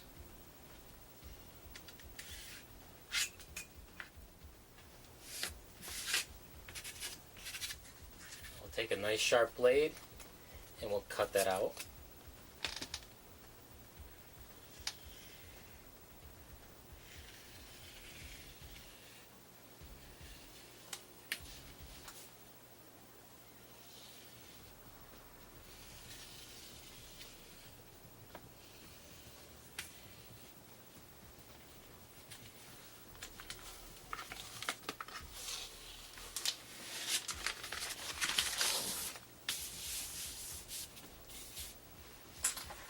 Okay, now the reason I took out all of this right here and left these side pieces right here is because we got to keep in mind the way our grain is going to go. The grain in the little panel on the side here, the borders, is going to go the same way as the surface right through here. Then this right here, these borders, the grain is going to go this way. So we'll do those separately. So we're going to take a light brown now, our detail reddish brown. We're going to spray that in, maybe a medium coat, we're not going to go too heavy.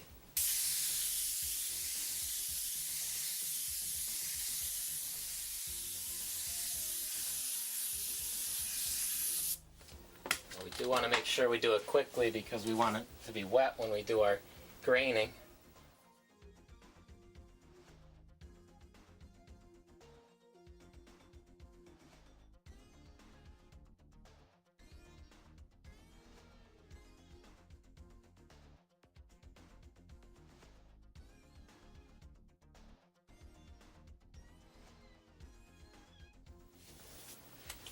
Okay, we'll dry that up.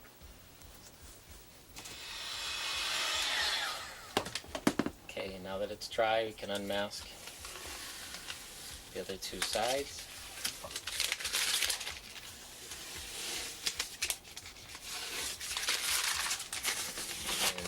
cover them up.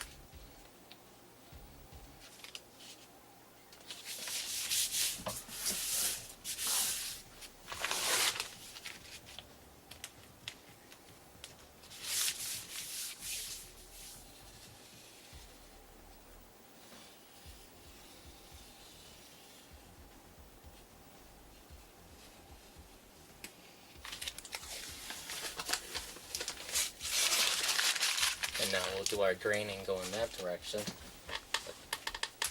Take our reddish brown color again, spray that on, medium coat.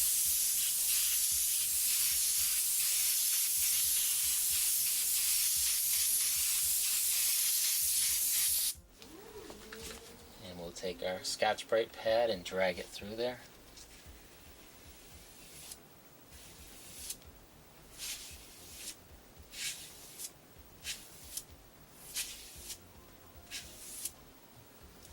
And we'll dry that.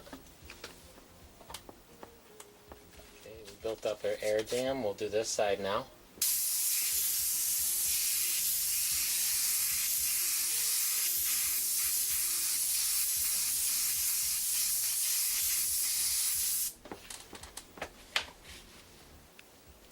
And we'll take our Scotch-Brite pad.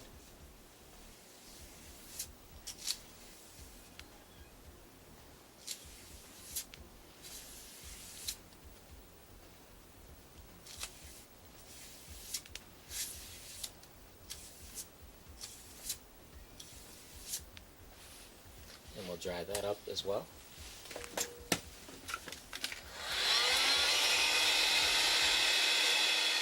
Okay, now we can unmask this so we can see how we got the two grains meeting up at that mitered edge right there.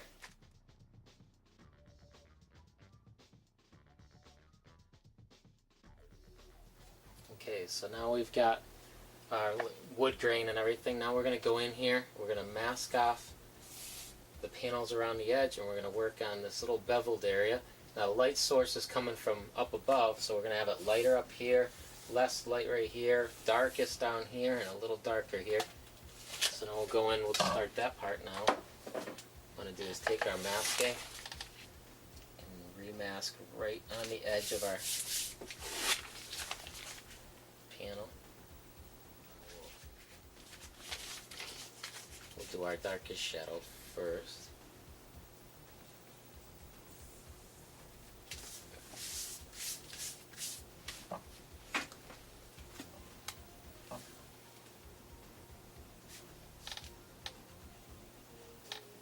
Okay, we figure out where our beveled on the inside is going to be. The distance we have here is the same distance we want right here. And we'll mask off from point to point.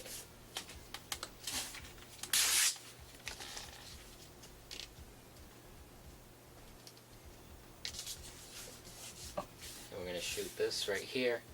Now we're going to use a darker color. What this color is this color right here with some black in it.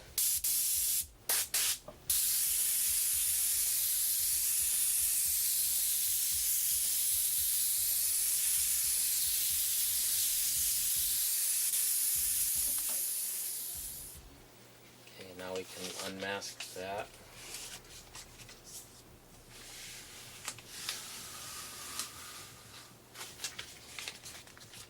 Okay, now we'll mask off the same thing, our corners. We figure the thickness of this right here. Mask off that corner from point to point. We'll spray that in with our darker color. Now we don't want this side as dark as this side.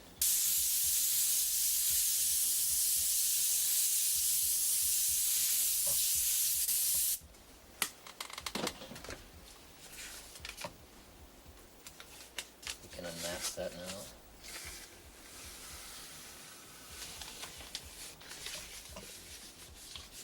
Okay, now we'll work on our white edge. Mask off this. Figure out our thickness again from there to there. We're going to mask off that point.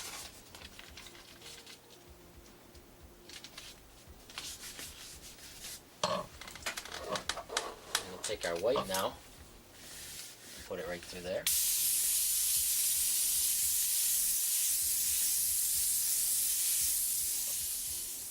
And unmask that.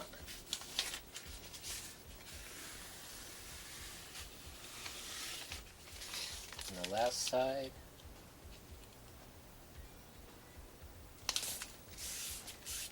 Connect the points. Mask off. Spray that white. Not as bright as that one.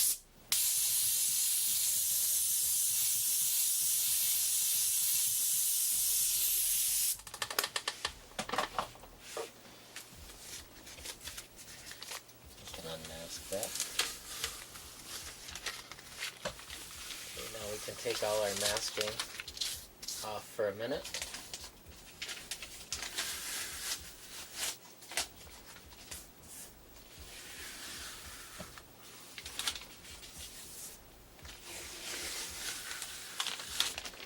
Okay, now once you want something to look like it's coming out, you've got the light on the top side bevel and the dark on the bottom. So that looks like it's coming out. Now we want to do another bevel around the inside there, like our panel here. We just did this one right here, the light one inside. Now we want to do this other one right here. So we're going to actually do just the opposite. Where we did white here, we're going to do the dark here. White here, the dark here. And where we did the dark here, we're going to do the white here, just the opposite.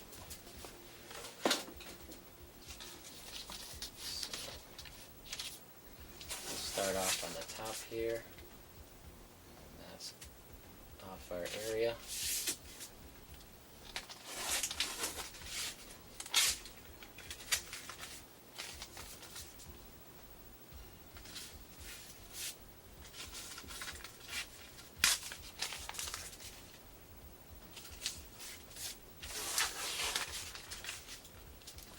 Do just the opposite, where this is the lightest right here, the darkest is going to go up here.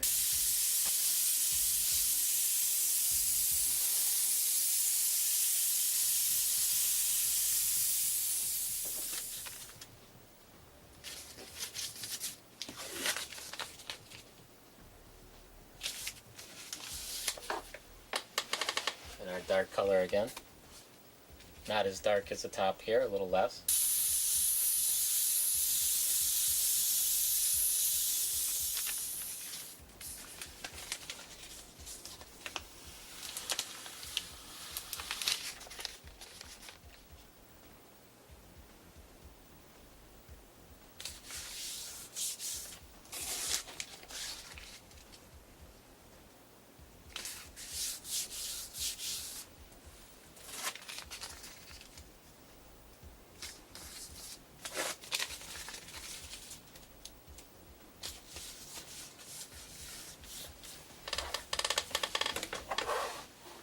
Okay, we'll spray our white in there.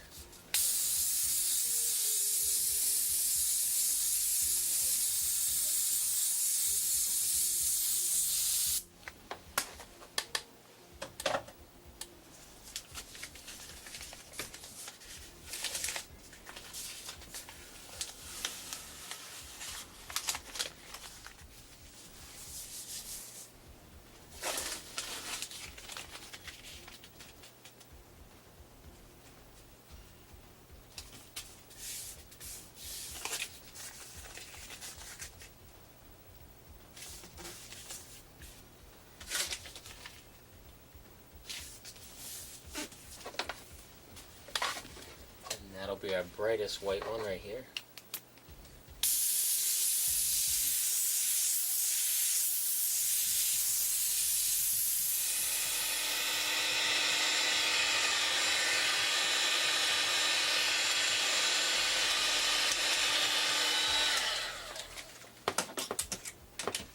Now we can unmask it all.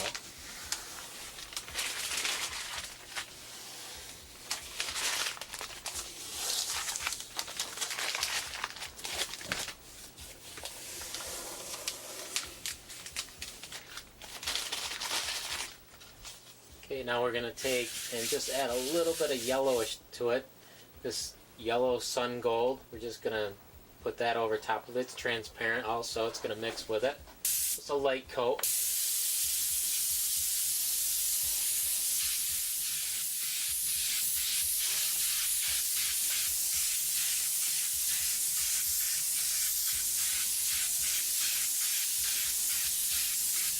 And now I'm good 10 to 12 inches away, so I get a nice dusting, a wide spray, no streaks or anything.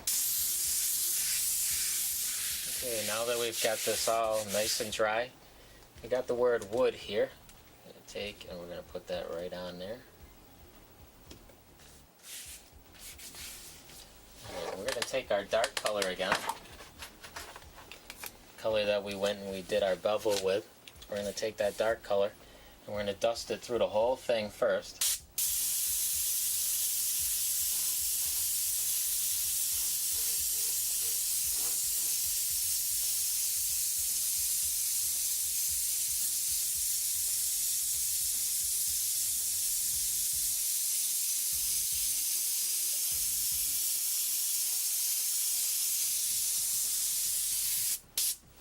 Color. Now we're going to make this look like it's down inside, so we want to put our dark color on the top and want to put the white color on the bottom.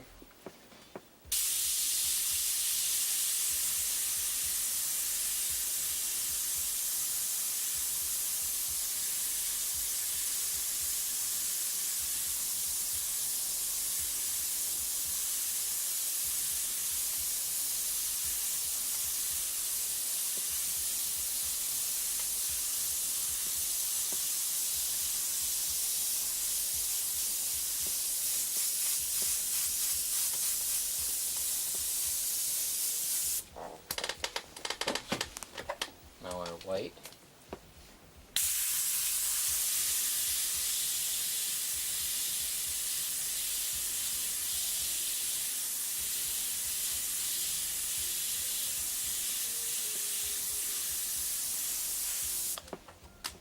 Now we can go and do all the rest like that.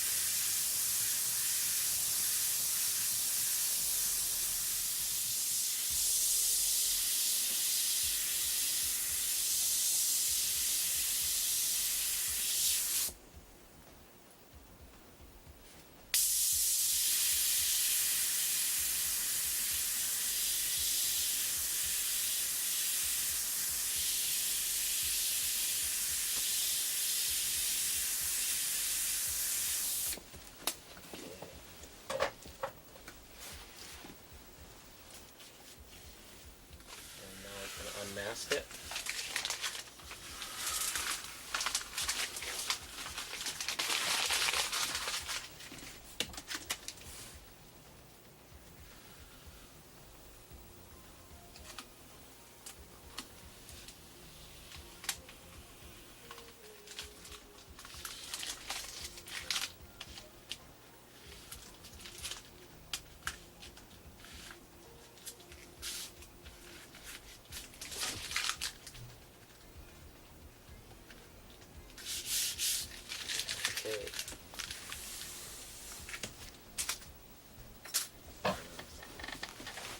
Okay, now what I'm going to do is I'm going to do a little shadow all around the top side of the letter. I'm going to do a highlight on the bottom, make it look like it's rounded, almost like it's routed and rounded in.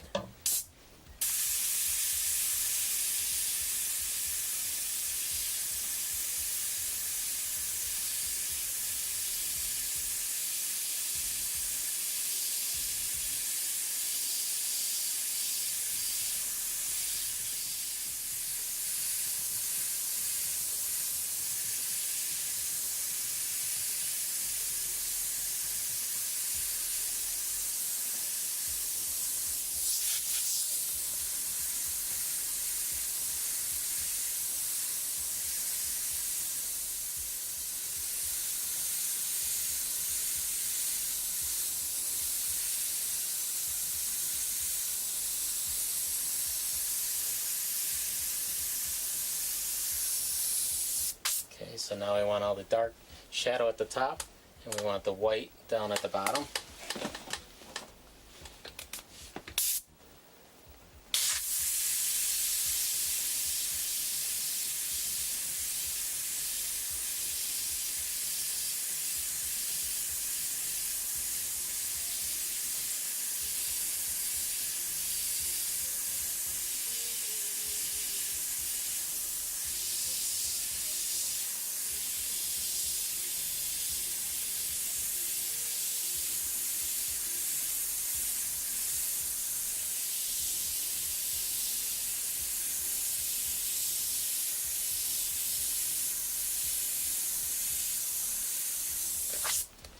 Okay. So now you can see it's a neat little illusion. Looks like it's burned in, routed around the edges. Now I'm going to just go lightly so that I can see. I'm going to just write the word panel. So it says wood panel when we're done here.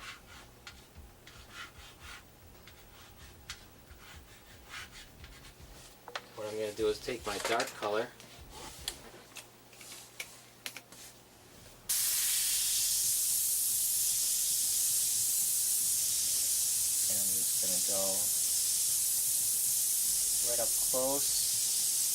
Right up close, go right over it, make it look like it's burned into it.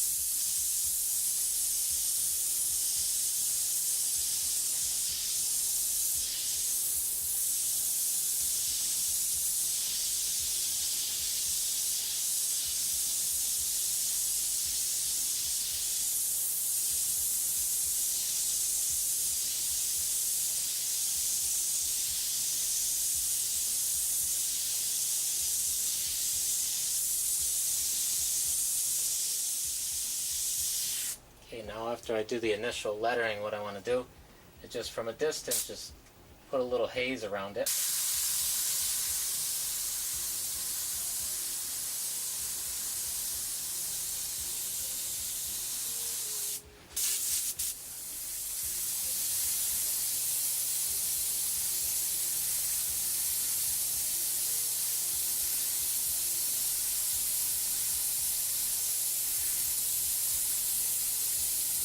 Once we go around the edge like that, you can even take a couple of them and just drag them up almost like the rust stain, make them look like little burn marks.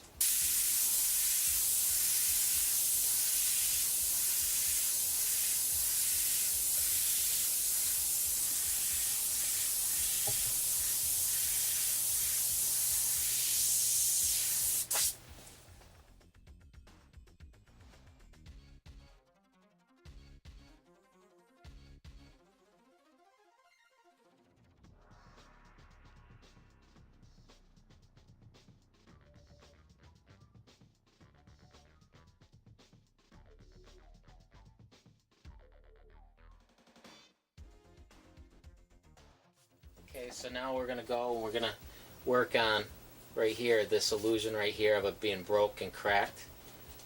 So what we're going to do is take a piece of the masking, lay it right on top of there, and we can see right through it. We're going to take and sketch out some of that break.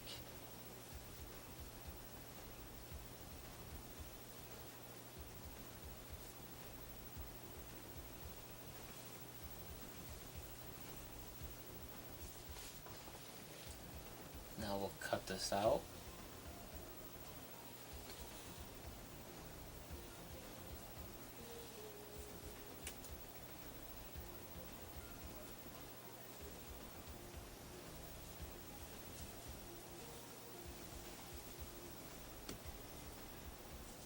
Okay, so now what we're going to be working on is this right here.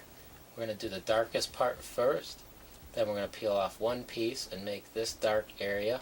Then we'll peel off the next piece so that we got a contrast between and make that area and so on. So peel off the darkest area first. This is going to be broken right away and it'll be solid black in there.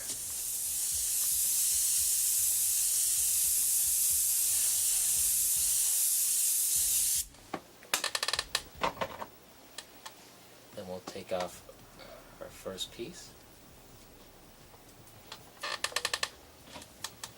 We're going to take our dark color that we're using. We'll spray that right in.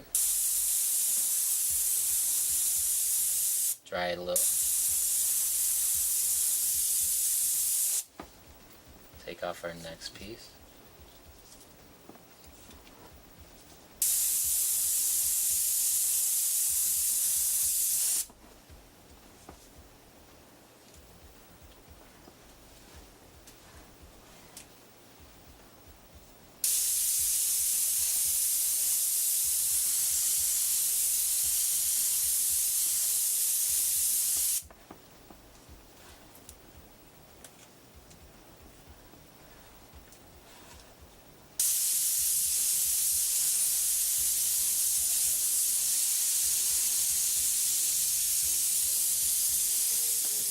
See how it looks.